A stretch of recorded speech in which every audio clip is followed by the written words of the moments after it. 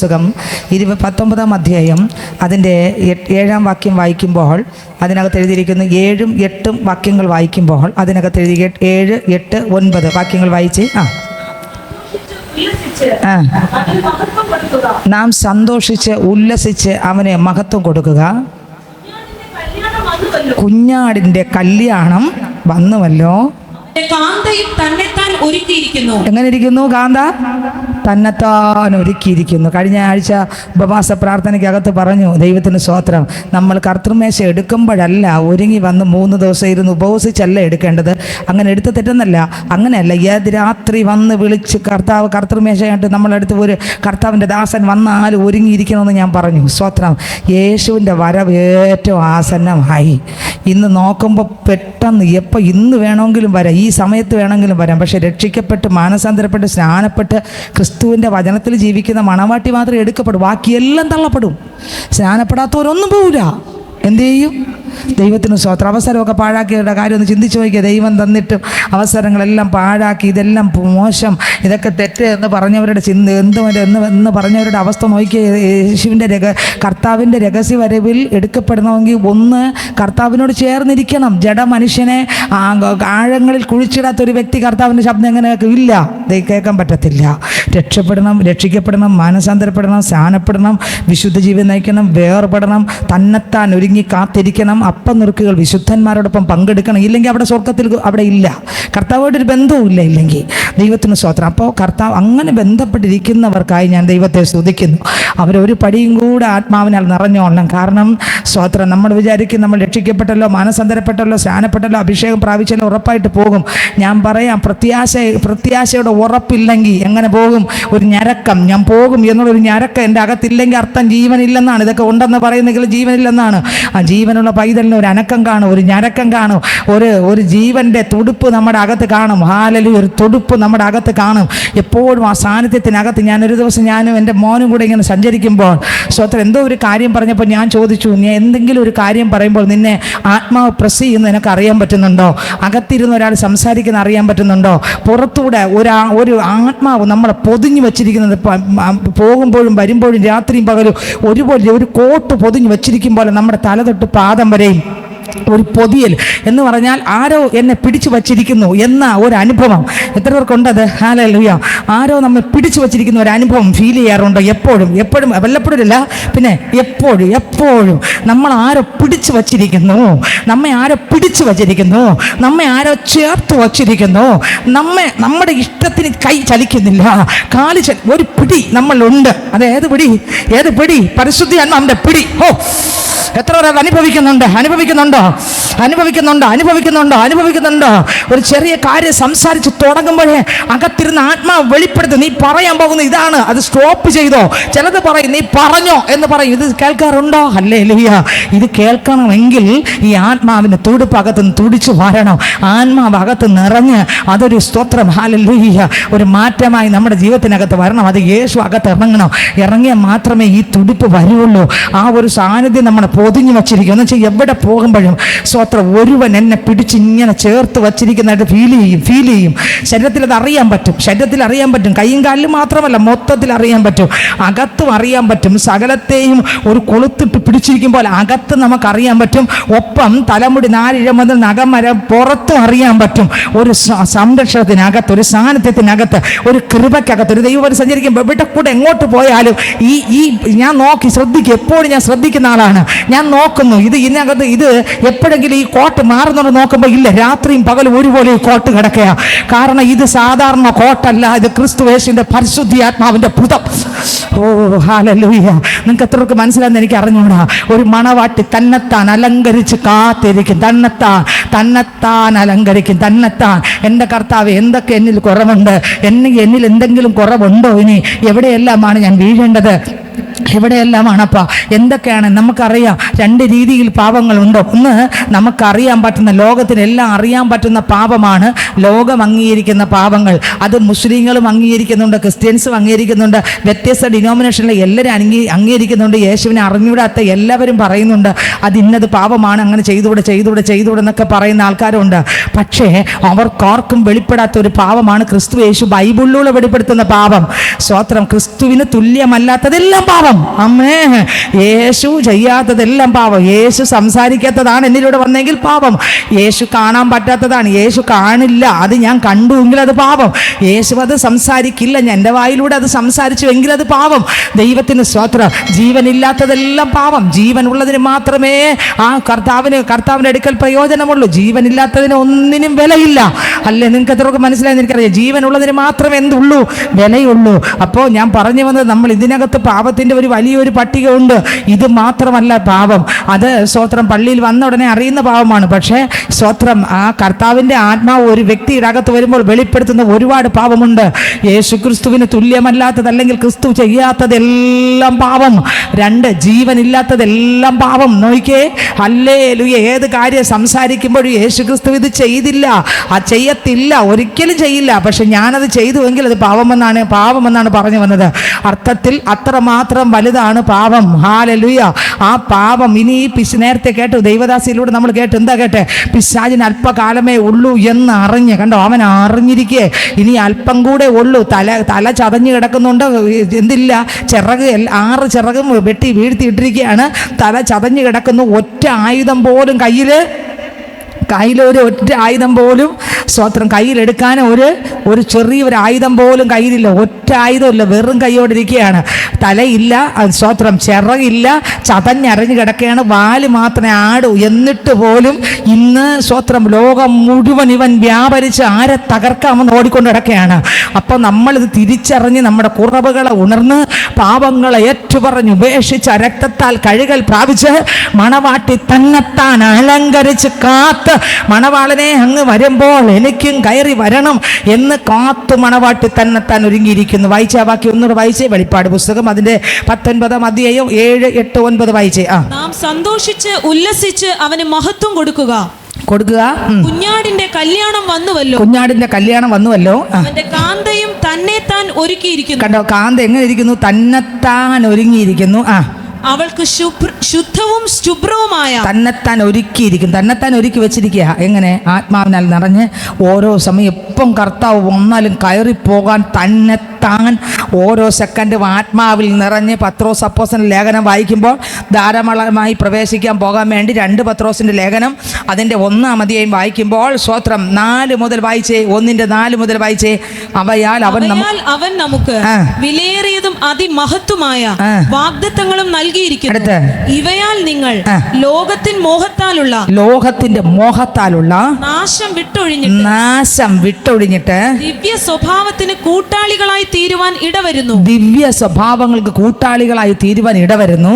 അതു നിമിത്തം തന്നെ നിങ്ങൾ സകല ഉത്സാഹവും കഴിച്ച് നിങ്ങളുടെ വിശ്വാസത്തോട് എന്ത് വേണം?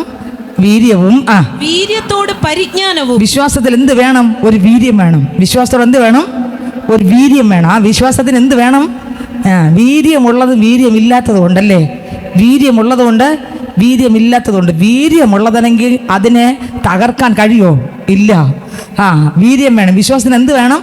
വീര്യം. അപ്പോൾ ഓരോ സെക്കൻഡും വിശ്വാസത്തോടു കൂടെ വീര്യം ആഡ് ചെയ്തുകൊണ്ടിരിക്കണം, കുറയാൻ പാടില്ല. അതിൻ്റെ ശക്തി വർദ്ധിച്ചുകൊണ്ടിരിക്കണം, ആ വീര്യം വർദ്ധിച്ചുകൊണ്ടിരിക്കണം. വിശ്വാസത്തോട് ആ വീര്യം വർദ്ധിച്ചുകൊണ്ടിരിക്കണം.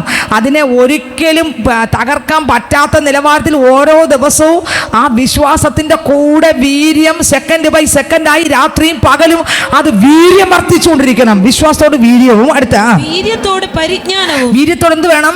പരിജ്ഞാനത്തിലേക്ക് തെറ്റിപ്പോകും. ജ്ഞാനവും വേണം, പരിജ്ഞാനം വേണം. ജ്ഞാനം ബൈബിളിൽ കിടക്കുന്ന എല്ലാം എന്തോന്നാ? ജ്ഞാനമാണ്. പക്ഷെ അത് പരിജ്ഞാനമാകുന്ന എവിടെയാണ്? ആ ജ്ഞാനമാകുന്ന വചനം എൻ്റെ അകത്ത്, വചനത്തിൻ്റെ ആഴം വെളിപ്പെടുമ്പോൾ അത് പരിജ്ഞാന തലമായി. നിങ്ങൾക്ക് എത്രയൊക്കെ മനസ്സിലായെന്ന് എനിക്ക് അറിഞ്ഞൂടെ. ഇത് കിടക്കുന്ന ബൈബിളിൽ കിടക്കുന്ന എല്ലാം ജ്ഞാനമാണ്. ജ്ഞാനം ദൈവം കൊടുത്ത ജ്ഞാനമാണ്. അപ്പോസ്തലന്മാർക്ക് കൊടുത്ത ജ്ഞാനം എഴുതി വെച്ചിരിക്കുന്നു. ഈ ജ്ഞാനം ഞാൻ വായിച്ച് എൻ്റെ അകത്ത് ആ വചനം എന്ന് പറഞ്ഞാൽ ഭക്ഷണം കഴിക്കുമ്പോൾ എൻ്റെ ശരീരത്തിൽ ദഹിച്ചിട്ട് ആ ഭക്ഷണത്തിലുള്ള സത്ത് മുഴുവൻ എൻ്റെ ശരീരത്തിൽ അത് മൊത്തം ആയി അതൊരു അനുഗ്രഹമായ ശരീരമായി മാറും പോലെ ക്രിസ്തു യേശുവിൻ്റെ വചനമാകുന്ന മന്ന എൻ്റെ അകത്തിറങ്ങി സ്തോത്രം എന്നെ ശുദ്ധീകരിച്ചിട്ട് ആ വചനം എന്നെ കഴുകുക മാത്രമല്ല, ആ വചനത്തിൻ്റെ വെളിപ്പാടുകൾ എൻ്റെ ഹൃദയദൃഷ്ടിയെ പ്രകാശിപ്പിച്ചിട്ട് ആ വെളിപ്പാടിൻ പ്രകാരം ജീവിക്കാൻ തക്കതായൊരു പ്രാഗൽഭ്യ തലം. ഓ, നിങ്ങൾക്ക് എത്രയൊക്കെ മനസ്സിലായെന്ന് എനിക്ക് അറിഞ്ഞൂടെ. വിശ്വാസം വേണം. വിശ്വാസത്തോടെ എന്ത് വേണം? വീര്യം വേണം. വീര്യത്തോടെ എന്ത് വേണം? ജ്ഞാനമല്ല, ജ്ഞാനം വേണം. പിന്നെയോ പരിജ്ഞാനം വേണം. പരിജ്ഞാന തലത്തിലെത്തണം. അടുത്ത പരിജ്ഞാനവും അടുത്ത പരിജ്ഞാനത്തോടെ ഇന്ദ്രിയ ജയം. പരിജ്ഞാനത്തോടെ എന്ത് വരണം? പഞ്ച ഇന്ദ്രിയങ്ങൾക്കകത്തും വരുന്ന പാപത്തിന്റെ ഒരു ജയം വരണം. പരിജ്ഞാനത്തിൽ എന്ത് വരണം? പഞ്ച ഇന്ദ്രിയങ്ങൾക്കും പാപം ഉണ്ട്. പല പാപങ്ങളും ഇന്ദ്രിയങ്ങളിലൂടെ വരാറുണ്ട്. ഈ പഞ്ച ഇന്ദ്രിയങ്ങളിൽ വരുന്ന പാപത്തിൻ്റെ മേലൊരു ജയം കണ്ടോ. ഇതിനോടുകൂടെ പാപത്തോടൊരു ജയം വരണം. പഞ്ച ഇന്ദ്രിയങ്ങൾ നോക്കുമ്പോൾ അവിടെ പാപം കാണരുത്. അടുത്ത വരി ഇന്ദ്രിയ ജയത്തോട് സ്ഥിരതയും. അടുത്ത ഇന്ദ്രിയ ജയം വന്നിട്ട് നോക്കിക്കേ. ആദ്യം എന്തോന്നാ? വിശ്വാസം. വിശ്വാസത്തിന് കൂടെ എന്ത് വരണം? വീര്യം ആഡ് ചെയ്യണം. വീര്യത്തോടു കൂടെ എന്ത് ചെയ്യണം? പരിജ്ഞാനം വരണം. പരിജ്ഞാനത്തോടു കൂടെ എന്ത് വരണം? ഇന്ദ്രിയ ജയം വരണം. ഇന്ദ്രിയ ജയത്തോടു കൂടെ എന്ത് വരണം? സ്ഥിരത വരണം. വല്ല വർഷത്തിലൊരിക്കലല്ല, അത് കർത്താവിൻ്റെ അടുക്കൽ എത്തും പോരെ.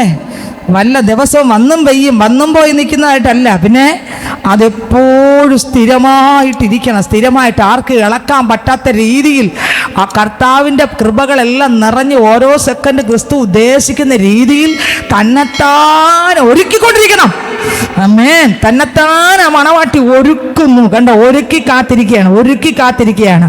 തന്നെ തന്നെ ഒരുക്കുകയാണ്. അപ്പോൾ ഇവിടെ ഇതാ വിശ്വാസത്തോട് വീര്യവും, വീര്യത്തോട് പരിജ്ഞാനവും, പരിജ്ഞാനത്തോട് ഇന്ദ്രിയ ജയത്തോട് സ്ഥിരതയും. അടുത്ത സ്ഥിരതയോട് ഭക്തിയും. ഭക്തി വേണം. എന്താണ് ഭയം? ഭക്തി ഞാൻ ഒരുപാട് തവണ പറഞ്ഞിട്ടുണ്ട്. ഭക്തി. അപ്പോൾ ഇതിനോടുകൂടെ എന്ത് വേണം? ഭക്തി. ഞാൻ വിശദീകരിക്കാൻ പോകുന്നില്ല, നമുക്ക് എല്ലാവർക്കും അറിയാം. പലതവണ നമ്മുടെ ചർച്ചയിൽ പറഞ്ഞിട്ടുണ്ട് എന്താണ് ഭക്തി എന്ന്. ദൈവത്തിന് സ്തോത്രം. ബൈബിൾ എടുത്ത് ഉമ്മം വയ്ക്കുന്നതല്ല ഭക്തി, തൊഴുന്നതല്ല ഭക്തി, സ്തോത്രം മുട്ടുമടക്കി ഇതിനെ ചുംബിക്കുന്നതല്ല ഭക്തി, പിന്നെ ആളുകളുടെ മുമ്പിൽ തലയിലൊക്കെ തുണിയൊക്കെ ഇട്ട് ഇങ്ങനെ നിൽക്കുന്നതല്ല ഭക്തി, പതുക്കെ താഴ്മയോടെ പതുക്കെ ചെറുതായിട്ട് സംസാരിക്കുന്നതല്ല ഭക്തി, എപ്പോഴും പ്രൈസലോട് സ്വോത്രം എന്ന് പറഞ്ഞാൽ ആൾക്കാരെ കൈപിടിച്ച് നടക്കുന്നതല്ല ഭക്തി. ഭക്തി വേറെയാണ്. ഹല്ലേലൂയ. ഞാൻ നമ്മുടെ ചർച്ചിൽ ഒരുപാട് തവണ പറഞ്ഞിട്ടുണ്ട്. അപ്പൊ ഭക്തിയും അടുത്ത വരി ഭക്തിയോട് സഹോദര പ്രീതിയും. ഭക്തിയുടെ കൂടെ എന്ത് വരും? സഹോദരങ്ങളോടുള്ള, നമ്മളെ സഹോദരങ്ങൾ പോലും നമുക്ക് സ്നേഹിക്കാൻ പറ്റുന്നില്ല, പിന്നെ ഇവിടെ പ്രീതി, സഹോദര പ്രീതിയും. അടുത്ത വരി സഹോദര പ്രീതിയോട് സ്നേഹവും കൂട്ടിക്കൊള്ളും. അടുത്ത നോക്കിയേ, സഹോദര പ്രീതിയോട് എന്ത് വരും? സ്നേഹവും. അപ്പൊ കണ്ടോ, വിശ്വാസത്തോട് വീര്യവും കണ്ടോ, കൂട്ടി വന്നാണ്ടോ. അപ്പോൾ സ്നേഹത്തിൽ കൊണ്ടങ്ങ് നിർത്തിയിട്ട് അടുത്ത വരി വായിച്ചേ. ഇവ നിങ്ങൾക്കുണ്ടായി വർദ്ധിക്കുന്നു എങ്കിൽ. അർത്ഥത്തിൽ ഇതെല്ലാം എനിക്ക് വന്നുകൊണ്ടിരിക്കുകയാണ്, ഒന്നൊന്നായിട്ട് വന്നുകൊണ്ടിരിക്കുകയാണ്. ആ ദൈവകൃപയാൽ ഞാൻ നിറഞ്ഞുകൊണ്ടിരിക്കുകയാണ്, ദൈവശക്തിയാൽ ഞാൻ നിറഞ്ഞുകൊണ്ടിരിക്കുകയാണ്. മണവാട്ടി അങ്ങനെയാണ്, തന്നെ ഒരുക്കുകയാണ്, ഈ വചനത്താൽ നിറച്ചൊരുക്കുകയാണ്. സ്തോത്രം. പരിജ്ഞാന തലങ്ങളിലൂടെ കർത്താവായ യേശുക്രിസ്തുവിൻ്റെ ആത്മാവിൽ ആ കുഞ്ഞ് സഞ്ചരിച്ചുകൊണ്ടിരിക്കുകയാണ്, തന്നെത്താൻ ഒരുക്കുകയാണ്. എവിടെയെങ്കിലും അശുദ്ധിയും കറയും കളങ്കം ഉണ്ടെങ്കിൽ തന്നെത്താൻ ആ അശുദ്ധിയെ കളഞ്ഞിട്ട് എവിടെയെല്ലാം രക്ഷപ്പെടാനുണ്ട്, എവിടെ നിന്നെല്ലാം കർത്താവ് ചെയ്യാത്തതെല്ലാം ഉണ്ടോ അവിടെ നിന്നെല്ലാം തന്നെത്താൻ പൊളിച്ച് ക്രിസ്തുവിൻ്റെ ആത്മാവിനാൽ നിറഞ്ഞ് തന്നെത്താൻ ഒരുക്കിക്കൊണ്ട് വന്നിട്ട് അടുത്ത് പറയുന്നു സ്നേഹത്തിൽ കൊണ്ട് നിർത്തിയിട്ട് അടുത്ത വരി വായിച്ചേ. ഇവ നിങ്ങൾക്കുണ്ടായി വർദ്ധിക്കുന്നു എങ്കിൽ. ഇതെല്ലാം ഉണ്ടായിട്ട് വർദ്ധിച്ചുകൊണ്ടിരിക്കുന്നു എങ്കിൽ നിങ്ങൾ നമ്മുടെ കർത്താവായ യേശുക്രിസ്തുവിന്റെ പരിജ്ഞാനം സംബന്ധിച്ച്. കണ്ടോ, ഇങ്ങനെ വരുന്നുവെങ്കിൽ പരിജ്ഞാനം യേശുക്രിസ്തുവിനെ കുറിച്ചുള്ള, ആരെ കുറിച്ചുള്ള പരിജ്ഞാനം? യേശുക്രിസ്തുവിനെ കുറിച്ചുള്ള പരിജ്ഞാനത്തിൽ ഉത്സാഹമില്ലാത്തവർ. അപ്പൊ ഇതൊന്നും ഇല്ലെങ്കിൽ ആൾ എങ്ങനെയുള്ള ആളാണ്?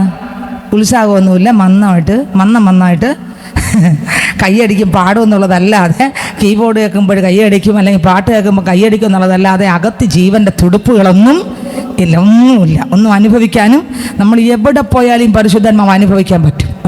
ഞാൻ നേരത്തെ പറഞ്ഞു, ഒന്ന് പൊതിഞ്ഞിരിക്കുന്ന അറിയാം, രണ്ട് നമ്മുടെ അകത്തതറിയാൻ പറ്റും. നമ്മളെ പിടിച്ചു വച്ചിരിക്കും. പരിശുദ്ധാത്മാവ് നമ്മളെ പിടിച്ചു വച്ചിരിക്കും ഒരു ആത്മാവിൻ്റെ ബന്ധനത്തിനകത്ത്. ദൈവത്തിന് സ്തോത്രം. ഈ ക്രിസ്തുവിൽ സഞ്ചരിക്കാനുള്ള സ്വാതന്ത്ര്യം, പാപത്തിൽ സഞ്ചരിക്കാനുള്ള സ്വാതന്ത്ര്യം ഇല്ലായ്മ. നിങ്ങൾക്ക് മനസ്സിലായോ? ഒന്ന്, ഈ കെട്ടൽ എന്തിനാണ്?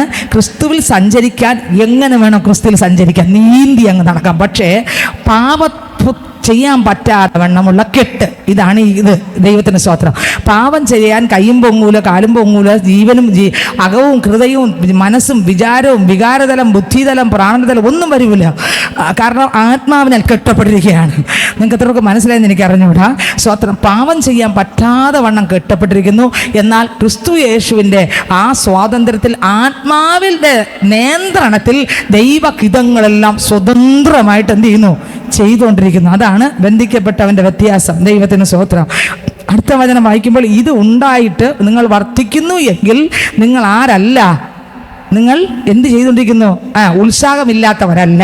മറ്റവരെല്ലാം എന്ത് ചെയ്യുന്നു? മടിയും മന്ദതയും ഉള്ളവരാണ്.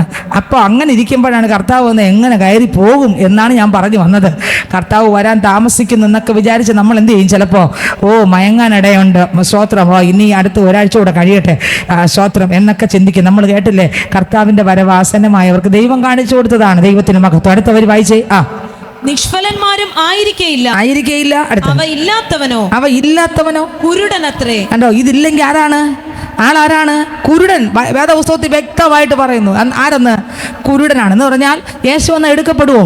ഇല്ല. കുരുടനെ കിടക്കുകയാണ്. ഇതൊന്നുമില്ല. പള്ളി വരുന്നു, ആരാധിക്കുന്നു, കൈയടിക്കുന്നു, പോകുന്നു, ഇത്രയേ ഉള്ളൂ. കുരുടൻ. എല്ലാ കാര്യങ്ങളും ചെയ്യുന്നു, എല്ലാം സംസാരിക്കുന്നു, എല്ലാം നോക്കുന്നു. അതിനെന്താ കുഴപ്പം എന്നാ പറയുന്നില്ല. ഇതൊക്കെ ചെയ്ത് എന്താ കുഴപ്പം എന്നാണ് പറയുന്നത്. ദൈവത്തിന് സ്തോത്രം. ഇതൊക്കെ ചെയ്ത് എന്താ തെറ്റ് ദൈവത്തിന് എന്നൊക്കെയാണ് ചോദിക്കുന്നത്. പരിശുദ്ധാത്മാവ് ഒരാളിൻ്റെ അകത്ത് വന്നാൽ തെറ്റിന് തെറ്റായിട്ട് തന്നെ സ്തോത്രം കർത്താവിൻ്റെ ആത്മാവ് ഉണർത്തിച്ചു കൊടുക്കും. ദൈവത്തിന് സ്തോത്രം. പാടില്ല എന്ന് വെളിപ്പെടുത്തി കൊടുക്കും. യാത്ര ചെയ്യേണ്ടടുത്തെ യാത്ര ചെയ്തു, നോക്കേണ്ടടുത്തെ നോക്കൂ, പോകേണ്ടടുത്തെ പോകൂ, ഉപയോഗിക്കേണ്ട രീതിയിലെ പലതും ഉപയോഗിക്കൂ. ദൈവത്തിന് ഹിതമല്ലാത്തതൊന്നും കൈകൊണ്ട് പോലും തൊടാൻ പോകൂല. കാരണം എന്താണെന്നറിയാമോ? അകത്തിരിക്കുന്നത് പരിശുദ്ധി ആത്മാവ്, വിശുദ്ധന്റെ ആത്മാവ്. നമ്മൾ ദൈവത്തിന്റെ മന്ദിരം വിശുദ്ധമാണ്. അതിനകത്ത് അശുദ്ധി കടക്കൂല. നമ്മുടെ വായ് കർത്താവിന്റെ ശബ്ദമായി മാറാൻ തെരഞ്ഞെടുത്തതാണ് നമ്മുടെ വായ്. അതിനകത്ത് പിന്നെ അശുദ്ധി വരൂല. അടുത്തവർ വായിച്ചേ. അവൻ ഹസ്വദൃഷ്ടിയുള്ളവനും തന്റെ മുൻപിലത്തെ പാപങ്ങളുടെ ശുദ്ധീകരണം മറന്നവനും. പണ്ട് പാപങ്ങളെല്ലാം ഏറ്റുപറഞ്ഞ് രക്തത്താൽ കഴുകൽ പ്രാപിച്ച് യേശുപ്പച്ചന്റെ ജീവന്റെ പുസ്തകത്തിൽ പേര് പ്രാപിച്ച പൈതലാണ്. പക്ഷെ ഇതെല്ലാം ഇപ്പം കർത്താവിന്റെ വരവ് താമസിക്കുന്നെന്നോ അല്ലെങ്കിൽ കാണുന്നില്ലല്ലോ എന്നൊക്കെ വെച്ചിട്ട് പഴയ പാപങ്ങളെല്ലാം തിരിച്ചെടുക്കാൻ തുടങ്ങി. കണ്ടോ? ഹ്രസ്വദൃഷ്ടി ഉള്ളവൻ. ആ പാപത്തെക്കുറിച്ച് സ്തോത്രം പൂർണ്ണമായിട്ട് മാറി എന്നുള്ള ബോധം പോലും ജീവിതത്തിനകത്ത് വരുന്നില്ല. അടുത്ത വരി. അതുകൊണ്ട് സഹോദരന്മാരെ നിങ്ങളുടെ വിളിയും തിരഞ്ഞെടുപ്പും ഉറപ്പാക്കുവാൻ അധികം ശ്രമിപ്പിൻ. എന്ത് ചെയ്യണം? വിളിയും തിരഞ്ഞെടുപ്പ് ഉറപ്പാക്കുവാൻ എങ്ങനെ ശ്രമിക്കണം? അധികം. എൻ്റെ വിളി എന്തിനു വേണ്ടിയുള്ള വിളിയാ? യേശുവിനെ പോലെ ആകാനുള്ള വിളി കിടക്കുകയാണ്. തിരഞ്ഞെടുപ്പ് എന്തിനാ? കർത്താവ് ഇവിടെ കൂടെ എങ്ങനെ നടന്നോ അതുപോലെ നടക്കാൻ. വിളിയും തിരഞ്ഞെടുപ്പ് എന്ന് പറഞ്ഞാൽ അസാധ്യം വിളിയാ. ആരെപ്പോലെ ആകാൻ? യേശു ചെയ്ത പോലെ ചെയ്യാനും, യേശു പ്രാർത്ഥിച്ച പോലെ പ്രാർത്ഥിക്കാനും, യേശു നടന്ന പോലെ നടക്കാനും, യേശു ചിന്തിച്ച പോലെ ചിന്തിക്കാനും, യേശു പ്രവർത്തിച്ച പോലെ പ്രവർത്തിക്കാനും ഒക്കെയാണ് വിളിയും തെരഞ്ഞെടുപ്പും മുഴുവൻ. എന്തോന്നാ? ഇതാണ് ദൈവത്തിന് സ്തോത്രം. വിളിയും തെരഞ്ഞെടുപ്പും മുഴുവൻ എന്തോന്നാ? ഇതാണ് ദൈവത്തിന് സ്തോത്രം. ആരെപ്പോലെ ആകാൻ? സർവശക്തനാകുന്ന കർത്താവായ യേശു ക്രിസ്തുവിനെ പോലെ ആകാനാണ് വലിയ വിളിയാണ് വച്ചിരിക്കുന്നത്. പക്ഷേ ഒന്ന് ചിന്തിച്ചു വെക്കേ, വിളിയും തെരഞ്ഞെടുപ്പും ഒന്നുകൂടെ വായിച്ചേ. നിങ്ങളുടെ വിളിയും തിരഞ്ഞെടുപ്പും ഉറപ്പാക്കുവാൻ അധികം ശ്രമിപ്പിൻ. അടുത്ത വരി. ഇങ്ങനെ ചെയ്താൽ നിങ്ങൾ ഒരു നാളും ഒറ്റ നാളും എന്ത് ചെയ്യത്തില്ല? ഇടറിപ്പോകാതെ നമ്മുടെ കർത്താവും രക്ഷിതാവുമായ യേശു ക്രിസ്തുവിന്റെ നിത്യരാജ്യത്തിലേക്കുള്ള പ്രവേശനം. കണ്ടോ? നിത്യരാജ്യത്തിലേക്കുള്ള പ്രവേശനം ധാരാളമായി പ്രാപിക്കും. കണ്ടോ? ധാരാളമായി എന്ത് ചെയ്യാം? പ്രാപിക്കാം എന്ന് പറഞ്ഞ അർത്ഥം എന്താ?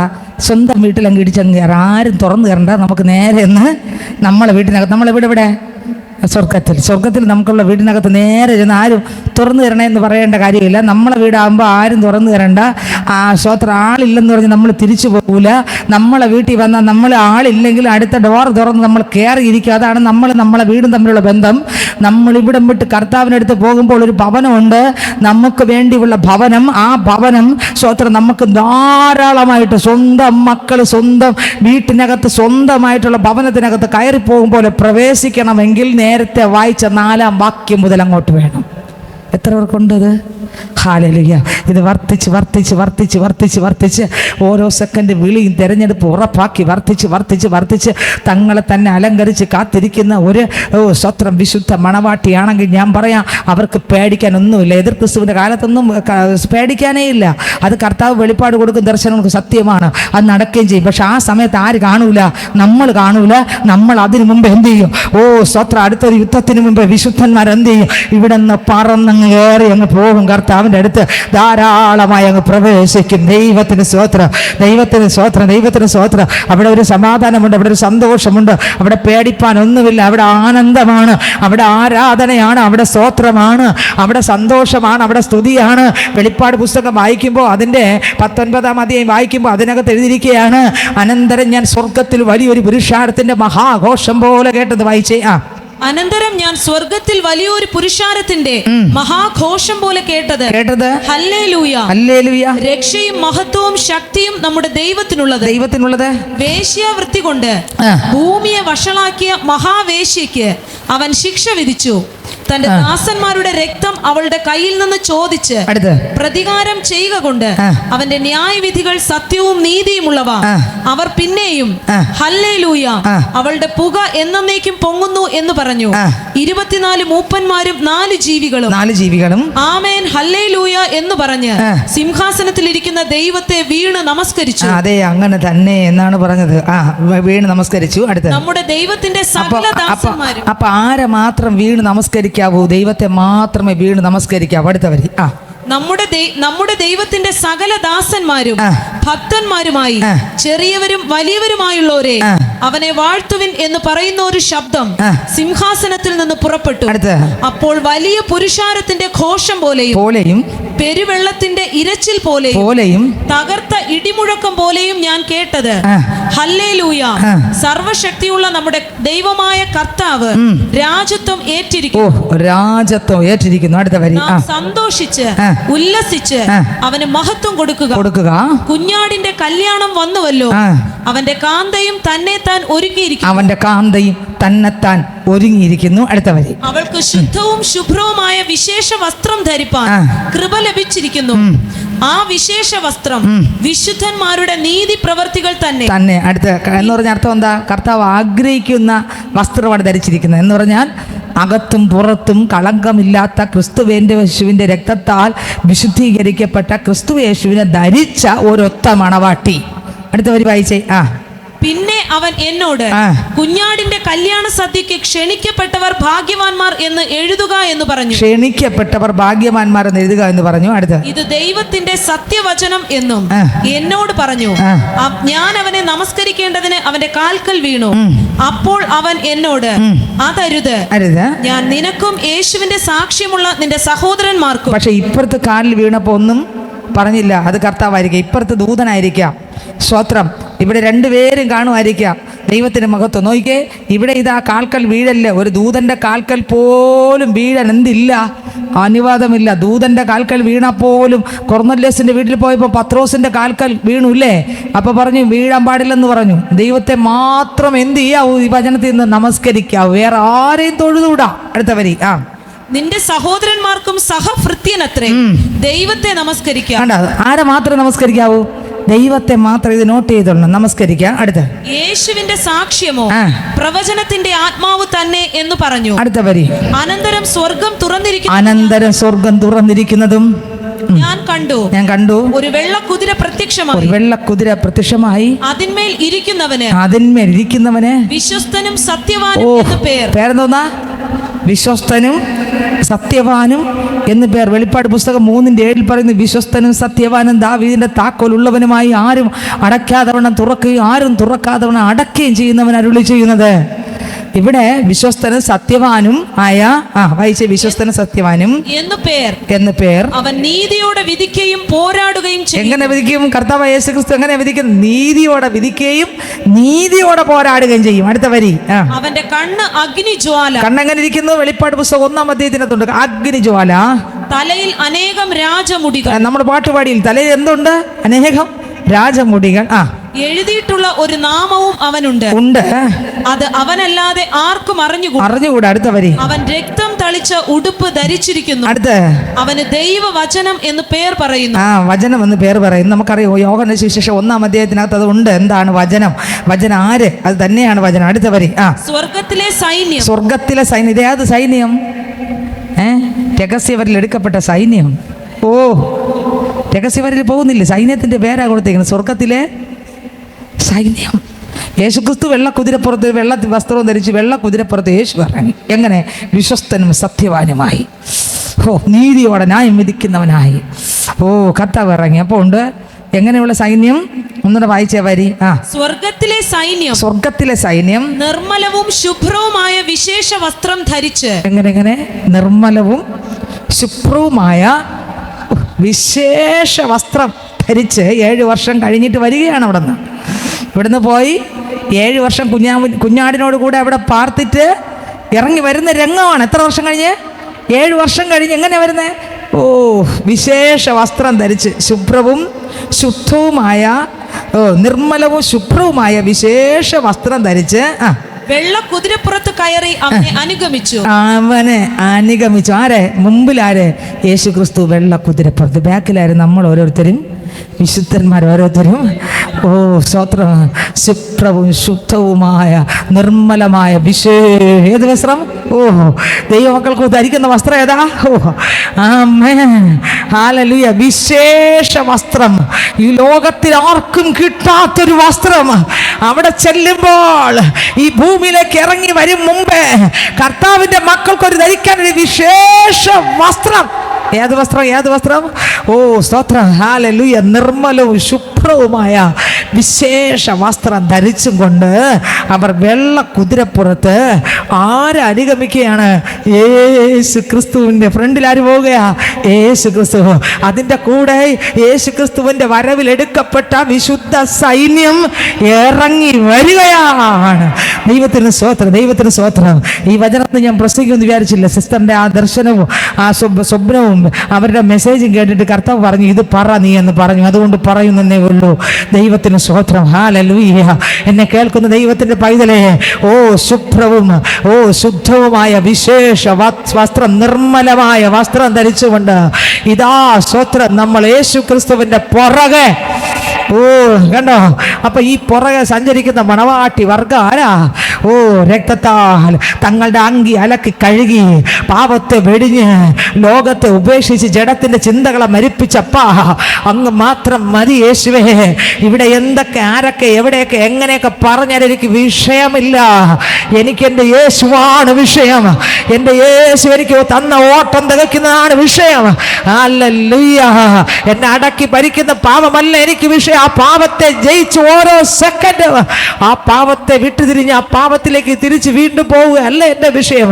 ആ പാപത്തെ ജയിച്ച് ക്രിസ്തു യേശുവിന്റെ രക്തത്താൽ കഴുകൽ പ്രാപിച്ച് തന്നെ അലങ്കരിച്ച് കാത്തിരിക്കുന്ന ഒരു മണവാട്ടിയായി ജീവിക്കുന്നതാണ് എൻ്റെ വാഞ്ച. ഒരു മണവാട്ടിയുടെ ആഗ്രഹം എപ്പോഴും അതായിരിക്കും. ഒരു പാപം പോലും വരാൻ വിടത്തില്ല. മണവാട്ടി എങ്ങനെയാണ്? ഒരു പാപം പോലും വരാൻ വിടത്തില്ല. ഒരു പാപം പോലും വരാൻ സ്തോത്രം വിടുകയില്ല. ഈ ലോകത്തിൻ്റെ പാപങ്ങൾ ഞാൻ പറഞ്ഞു, 2 ഐറ്റം പാപങ്ങൾ. രണ്ടാമത്തെ നമ്മൾ പൂർണ്ണരൊന്നും അല്ല സ്നേഹിതരെ. ഒരുപക്ഷെ ഈ ബൈബിളിൽ പറയുന്ന ആ പാപത്തിൻ്റെ പട്ടികളൊന്നും ഒരുപക്ഷെ നമ്മൾക്ക് വരുന്നില്ലായിരിക്കാം. ദൈവത്തിന് മഹത്വം, നന്ദി, ദൈവത്തിന് സ്തോത്രം. വരാത്തവർക്ക് ഞാൻ ദൈവത്തിന് സ്തോത്രം ചെയ്യുന്നു. എന്നാൽ അടുത്ത പാപം ഞാൻ പറഞ്ഞു, യേശു ചെയ്ത് കാണുന്നതല്ലാതെ ചെയ്യുന്നതെല്ലാം പാപം, ജീവനില്ലാത്തതെല്ലാം പാപം. അത് നമ്മുടെ ജീവിതത്തിനകത്ത് ഉണ്ടായിരിക്കാം. പക്ഷെ അവിടെ നിന്നെല്ലാം ജയിച്ച് പുറത്തു വരുവാൻ കർത്താവിൻ്റെ കൃപ ഉണ്ടെങ്കിലേ പറ്റൂ. അവിടെ എല്ലാം കൃപയ്ക്ക് വേണ്ടി യാചിക്കുകയും ഓരോ സെക്കൻഡും ആത്മാവിൽ നിറഞ്ഞ് പുറത്തു വരികയും വേണം. ദൈവത്തിന് സ്തോത്രം. അപ്പോൾ കർത്താവായ യേശു ക്രിസ്തുവിൻ്റെ രഹസ്യവരവിൽ കയറിപ്പോയ വിശുദ്ധ സഭ 7 വർഷം തികഞ്ഞപ്പോൾ യേശു ക്രിസ്തു വെള്ള കുതിരപ്പുറത്തിറങ്ങി, വിശ്വസ്തനും സത്യവാനുമായ കർത്താവ് വെള്ള കുതിരപ്പുറത്തിറങ്ങി വരുമ്പോൾ അവൻ്റെ പുറകെ ഹല്ലേലൂയ നിർമ്മലവും ശുഭ്രവുമായ വിശേഷ വസ്ത്രം ധരിച്ച് തൻ്റെ മണവാട്ടി സൈന്യം, ഒരു സൈന്യം അവനോടൊപ്പം. വായിച്ചേ. അവനെ അനുഗമിച്ചു. ജാതികളെ വെട്ടുവാൻ അവന്റെ വായിൽ നിന്ന് മൂർച്ചയുള്ള വാൾ മുൻപേ പോകുന്നു. യേശുവിന്റെ വായിൽ നിന്ന് പുറപ്പെടുന്നു മൂർച്ചയുള്ള ഒരു വാൾ. എന്തിനു വേണ്ടി? ജാതികളെ വെട്ടാൻ വേണ്ടി പുറപ്പെടുന്നു. അടുത്ത വരി. അവൻ ഇരുമ്പ് കോൽ കൊണ്ട് അവരെ മേയ്ക്കും. അടുത്ത വരി. സർവശക്തിയുള്ള ദൈവത്തിന്റെ കോപവും ക്രോധവുമായ മദ്യത്തിന്റെ ചക്ക് അവൻ മെതിക്കുന്നു. അടുത്ത രാജാതി രാജാവും കർത്താതി കർത്താവും എന്ന നാമം അവന്റെ ഉടുപ്പിന്മേലും തുടമേലും എഴുതിയിരിക്കുന്നു. തുടമേലും. രാജാതി രാജാവും കർത്താതി കർത്താവും എന്ന നാമം അവൻ്റെ ഉടുപ്പിന്മേലും തുടമേലും എഴുതിയിരിക്കുന്നു. ഞാൻ പറയാം, ഈ കർത്താവ് ഇറങ്ങി വന്ന് സ്വോത്ര അവിടെ ഒരു യുദ്ധമുണ്ട്. യുദ്ധത്തിൽ സ്വോത്ര അമ്പെ ഒരുക്കി കാത്തിരിക്കും. തൻ്റെ മണവാളൻ വിളിക്കുമ്പോൾ ധാരാളമായി സ്വന്തം വീട്ടിലേക്ക് കയറിപ്പോകും.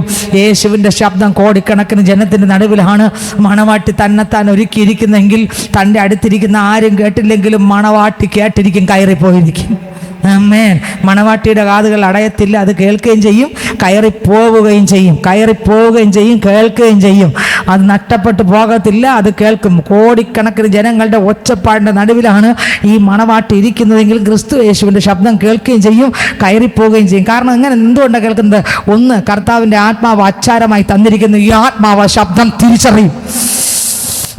ഈ ആത്മാവ് ഈ ശബ്ദം നമ്മുടെ അകത്തിരിക്കുന്ന പരിശുദ്ധാത്മാവ് ശബ്ദം തിരിച്ചറിഞ്ഞ് ഈ ആത്മാവ് നമ്മളോട് ഇടപെടും. നമ്മൾ എന്ത് ചെയ്യും? എത്ര ശബ്ദ കോലാഹലത്തിൻ്റെ അകത്തും നമ്മൾ ഈ ശബ്ദം കേൾക്കുക മാത്രമല്ല, സെക്കൻഡ് നൊടിയിടയിൽ നമ്മൾ അപ്പച്ചൻ്റെ അടുക്കൽക്ക് മറ്റൊരു ശരീരം പ്രാപിച്ചെന്ത് ചെയ്യും? നമ്മൾ കൺവെൻഷനൊക്കെ കേൾക്കുന്നതാണ്.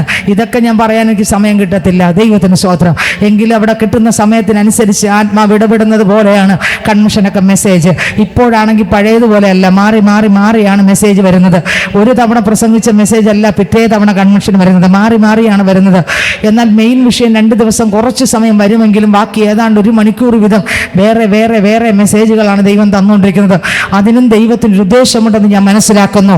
ഹല്ലേലൂയ, ദൈവത്തിന് സ്തോത്രം. അപ്പൊ മണവാട്ടി തന്നെത്താൻ ഒരുങ്ങി കാത്തിരിക്കും. മണവാട്ടിക്ക് സ്തോത്രം, പ്രാർത്ഥനയുള്ള മണവാട്ടിയാണ്. പ്രാർത്ഥന എപ്പോഴും.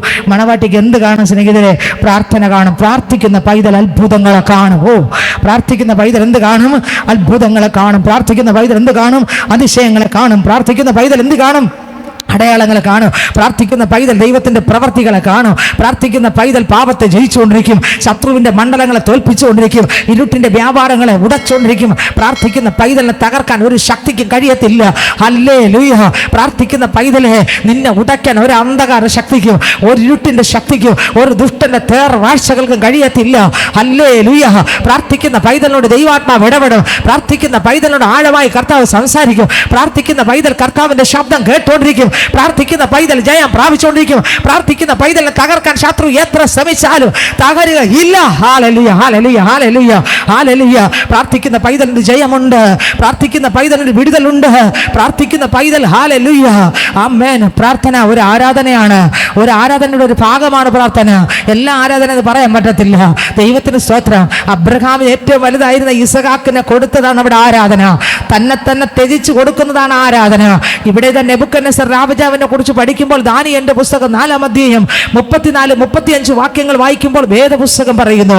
ദാനിയേലിന്റെ പുസ്തകം 4-ാം അധ്യായം 34-35 വാക്യം വായിക്കുമ്പോൾ അതിനകത്ത് വേദപുസ്തകം പറയുന്നു. അവിടെ ഒരു മനുഷ്യന്റെ പ്രാർത്ഥന വായിച്ചേ. ദാനിയേൽ 4-ാം അധ്യായം 34-35 വാക്യം വായിച്ചേ. കാലം കഴിഞ്ഞിട്ട് നെബൂഖദ്നേസർ എന്ന ഞാൻ സ്വർഗ്ഗത്തിലേക്ക് കണ്ണുയർത്തി എന്റെ ബുദ്ധിയും എനിക്ക് മടങ്ങി വന്നു. കണ്ണെവിടെ ഉയർത്തപ്പോ? സ്വർഗ്ഗത്തിലേക്ക്. പാപം ചെയ്തപ്പോ കർത്താവ് അങ്ങ് തള്ളിക്കളഞ്ഞു. മൃഗത്തെ പോലെയായി, നഖമെല്ലാം നീണ്ടു വളർന്നു. അങ്ങനെ സ്തോത്രം, മൃഗത്തോടു കൂടെ പുല്ല് തിന്നു. പക്ഷെ സുബോധം വന്നപ്പോൾ കണ്ണു തുറന്ന് എവിടോട്ട് നോക്കി? സ്വർഗത്തേക്ക് നോക്കി. വായിച്ചേ, ഒന്നുകൂടെ വായിച്ചേ. നെബൂഖദ്നേസർ എന്ന ഞാൻ സ്വർഗ്ഗത്തിലേക്ക് കണ്ണുയർത്തി എന്റെ ബുദ്ധിയും എനിക്ക് മടങ്ങി വന്നു. കണ്ണുയർത്തേണ്ടത് എവിടെയാ? കർത്താവിലേക്ക് കണ്ണുയർത്തുമ്പോൾ ഓരോരുത്തർക്കും എന്ത് വരും? ബുദ്ധി വരും. ആമേൻ. ബുദ്ധി മടങ്ങി വരും. എന്ത് ബുദ്ധി? ഞാൻ ഏതുമല്ലെന്നും ഈ സർവശക്തന്റെ മുമ്പിൽ നമ്മൾ ഒന്നുമല്ലെന്നും ഏതുമല്ലെന്നും വിട്ടുകൊടുക്കണമെന്നും കുറവുകളെ ഉണരണമെന്നും പാപത്തെ വിട്ടുതിരിയണമെന്നും എന്തെങ്കിലും പൊടി ഉണ്ടെങ്കിൽ അതിനെ കൊടഞ്ഞ്, നേരത്തെ ഏഷ്യാവിലൂടെ ദൈവദാസി പറഞ്ഞു, പൊടി ഉണ്ടെങ്കിൽ കൊടഞ്ഞു കളയണമെന്നും.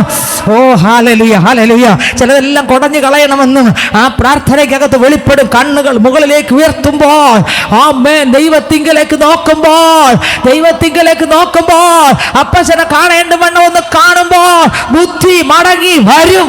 അയ്യോ കർത്താവേ, ഞാൻ ഭാവിയാണല്ലോ, ഞാൻ തെറ്റ് സംസാരിച്ചല്ലോ, ഞാൻ പൊട്ടച്ചെല്ലും കളിവാക്കും പറഞ്ഞല്ലോ, ദൈവഹിതമല്ലാത്തത് ഞാൻ സംസാരിച്ച് പോയല്ലോ, ദൈവത്തിന് ഇഷ്ടമല്ലാത്ത വാക്കുകൾ ഞാൻ ചിന്തിച്ചു പോയല്ലോ കർത്താവേ. യേശുപ്പച്ച, ഞാൻ എൻ്റെ മാതാപിതാക്കൾ ഇങ്ങനെ പറഞ്ഞു പോയല്ലോ, എൻ്റെ ബന്ധുക്കൾ ഇങ്ങനെ പറഞ്ഞു പോയല്ലോ. അയ്യേ, ലജ്ജ തോന്നുന്ന അനുഭവം വരും, ലജ്ജ തോന്നും. അയ്യോ, എനിക്ക് അവിടെ തോറ്റുപോയി, അയ്യോ അങ്ങനെ പറയേണ്ടിയില്ലായിരുന്നു, അങ്ങനെ ചിന്തിക്കേണ്ടിയില്ലായിരുന്നു, അയ്യോ ഞാൻ അങ്ങനെ പറഞ്ഞ് തെറ്റിപ്പോയി, അയ്യോ അങ്ങനെ ഞാൻ പറഞ്ഞത് മോശമായി പോയി എന്നൊക്കെ വരും. ആമേ, ബുദ്ധി മടങ്ങി വരുമ്പോഴാണ് മനസ്സിലാകുന്നത്, അയ്യോ തെറ്റുപറ്റി. ഹല്ലേലൂയ. ഒന്ന് പ്രാർത്ഥിക്കുന്നവന്റെ ബുദ്ധി എന്ത് ചെയ്തു? അപ്പനിലേക്ക് നോക്കിയവന്റെ ബുദ്ധി മടങ്ങി വന്നു. അടുത്തവര് വായിച്ചേ. ഞാൻ അത്യുന്നതനായവനെ വാഴ്ത്തി. എന്ത് ചെയ്തു? വാഴ്ത്തി.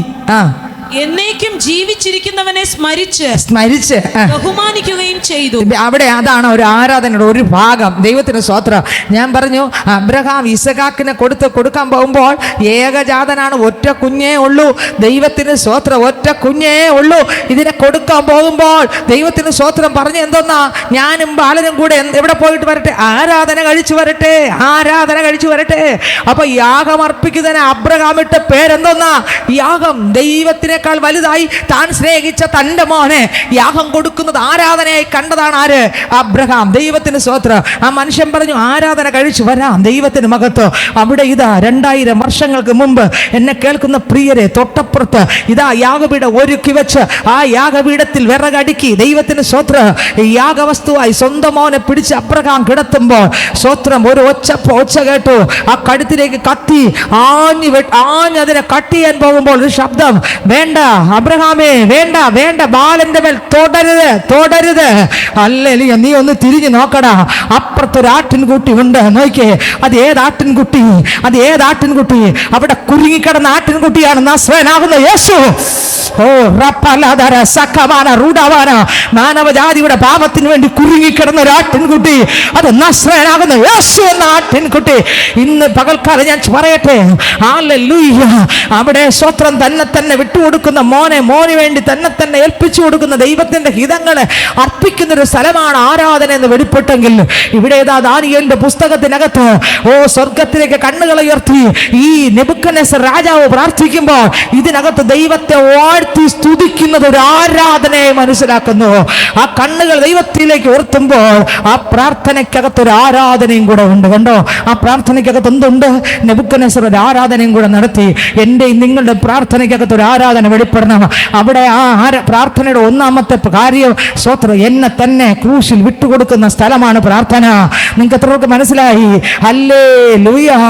എന്നെ തന്നെ എനിക്കുള്ള ദൈവത്തിന് ഹിതമല്ലാത്തത് മുഴുവനെ ഏൽപ്പിച്ചു കൊടുക്കുന്ന സ്ഥലമാണ് പ്രാർത്ഥന. ആ പ്രാർത്ഥനയ്ക്കകത്ത് ക്രൂശോട് വിട്ടുകൊടുക്കുന്ന സ്ഥലമാണ് യാഗമർപ്പിക്കുന്ന യാഗമായി എൻ്റെ ദേഹി ആത്മാവിന് ക്രിസ്തുയേശുവിന്റെ കരങ്ങളിൽ കൊടുത്ത് അനിനീയമായി വെളിപ്പെടുവാൻ തക്കവണ്ണം ശുദ്ധീകരിക്കപ്പെടുവാൻ തന്നെ ഏൽപ്പിച്ചു കൊടുക്കുന്ന, ആണിയടിക്കാൻ ഏൽപ്പിച്ചു കൊടുക്കുന്ന, സ്വയങ്ങളെ മരിപ്പിക്കാൻ ഏൽപ്പിച്ചു കൊടുക്കുന്ന ഒരു സ്ഥലമാണ് പ്രാർത്ഥിക്കുന്ന സ്ഥലം. ഹല്ലേലൂയ. നമ്മെ തന്നെ വിട്ടുകൊടുക്കുന്ന, നമ്മെ തന്നെ ചാകാൻ ഏൽപ്പിക്കുന്ന, നമ്മെ തന്നെ മരിക്കാൻ ഏൽപ്പിക്കുന്ന, പാപ സ്വഭാവങ്ങളെ വിട്ടുകൊടുക്കുന്ന ഒരു സ്ഥലമാണ് പ്രാർത്ഥിക്കുന്ന സ്ഥലം. അതാണ് ദൈവത്തിന്റെ ഹിതം വെളിപ്പെടുന്ന സ്ഥലം. അതാണ് ദൈവം ആരാധന വെളിപ്പെടുന്ന സ്ഥലം. അവിടെയാണ് ആരാധന. എന്നെ ഏൽപ്പിച്ചു കൊടുക്കുന്ന, പീസാക്കാൻ, പാപ മനുഷ്യനെ തകർക്കാൻ, പാപ മനുഷ്യനെ ഉടയ്ക്കാൻ, എന്നിൽ യേശുവിനെ നിറയാൻ, ക്രിസ്തു യേശുവിന്റെ സ്വഭാവം എന്നിൽ വരാൻ ഏൽപ്പിച്ചു കൊടുക്കുന്ന ഇടമാണ് ഇവിടെ പ്രാർത്ഥനയുടെ ഒന്നാമത്തെ ഇടം. ദൈവത്തിന് സ്തോത്രം. അങ്ങനെ കൊടുക്കുമ്പോൾ അവിടെ ഒരു ആരാധന വെളിപ്പെടും. സ്തോത്രം. കണ്ണുകൾ തുറക്കും. ആമേൻ. ബുദ്ധി മടങ്ങി വരും. സ്വയങ്ങൾ ഉടയും, പ്രശംസ ഉടയും, ഞാനെന്ന ഭാവം ഉടയും, ലോകത്തിന്റെ ചിന്തകൾ തകരും. സ്തോത്രം. ക്രിസ്തു യേശുവിന്റെ ജ്ഞാനത്താൽ നിറയുന്ന ഇടമാണ് പ്രാർത്ഥന. നെബൂഖദ്നേസർ പ്രാർത്ഥിച്ചു. ഹല്ലേലൂയ. ബുദ്ധി മടങ്ങി വന്നു, ദൈവത്തെ അങ്ങോട്ട് സ്തുതിച്ചു. അടുത്ത വരി കൂടെ വായിച്ചേ. അവന്റെ ആധിപത്യം എന്നേക്കും. ആമേ. കണ്ണ് തുറന്നപ്പോ പറയുകയാണ്, ബുദ്ധി മടങ്ങി വന്നപ്പോ പറയുകയാണ്, ആധിപത്യം. എൻ്റെ നെബൂഖദ്നേസർ ആരാ? ദൈവത്തിൻ്റെ പൈതലായിരുന്നോ? അല്ല.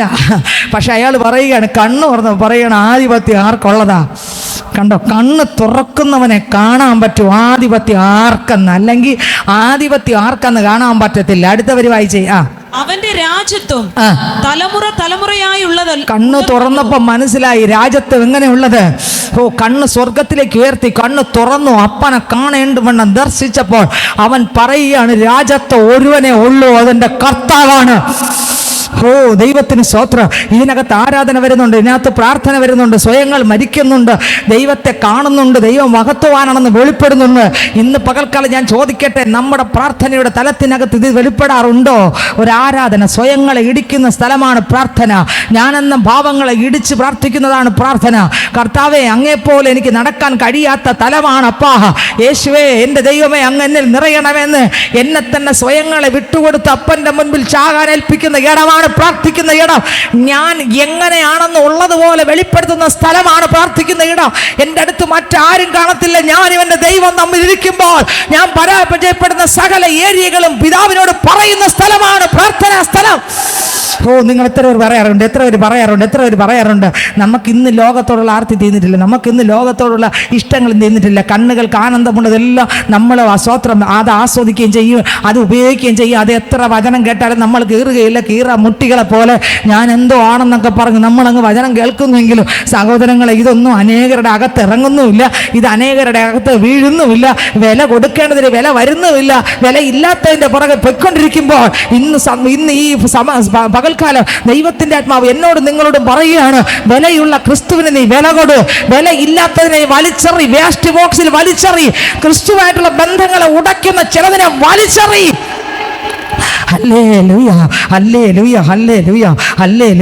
വലിച്ചെറി നമ്മുടെ മണിക്കൂറുകൾ, നമ്മുടെ സമയങ്ങൾ, നമ്മുടെ ജീവിതങ്ങൾ, നമ്മുടെ കർത്താവുമായിട്ടുള്ള ബന്ധങ്ങൾ. സ്തോത്രം. നിത്യതയിൽ പോകേണ്ട സമയങ്ങൾ, ആ കർത്താവുമായിട്ട് ബന്ധപ്പെടേണ്ട സമയങ്ങൾ, പ്രാർത്ഥിച്ച് കണ്ണ് തുറക്കേണ്ട സമയങ്ങൾ, ആ വചന വെളിപ്പാടുകൾ പ്രാപിക്കേണ്ട സമയങ്ങൾ, സ്തോത്രം, ആഴമായി തിരുവചനം ധ്യാനിക്കേണ്ട സമയങ്ങൾ, കണ്ണുകളും ബുദ്ധിയും ചിന്തകളും മറ്റ് പലതിലേക്കും കേന്ദ്രീകരിച്ചുകൊണ്ട് സമയത്തെ പാഴാക്കുന്ന സമയങ്ങളെ ആമേൻ ആരാണോ കവർന്നുകൊണ്ട് പോകുന്നത്, ആ കവർന്നുകൊണ്ട് പോകുന്നതിനെ ആറ്റിൽ വലിച്ചെറിയാൻ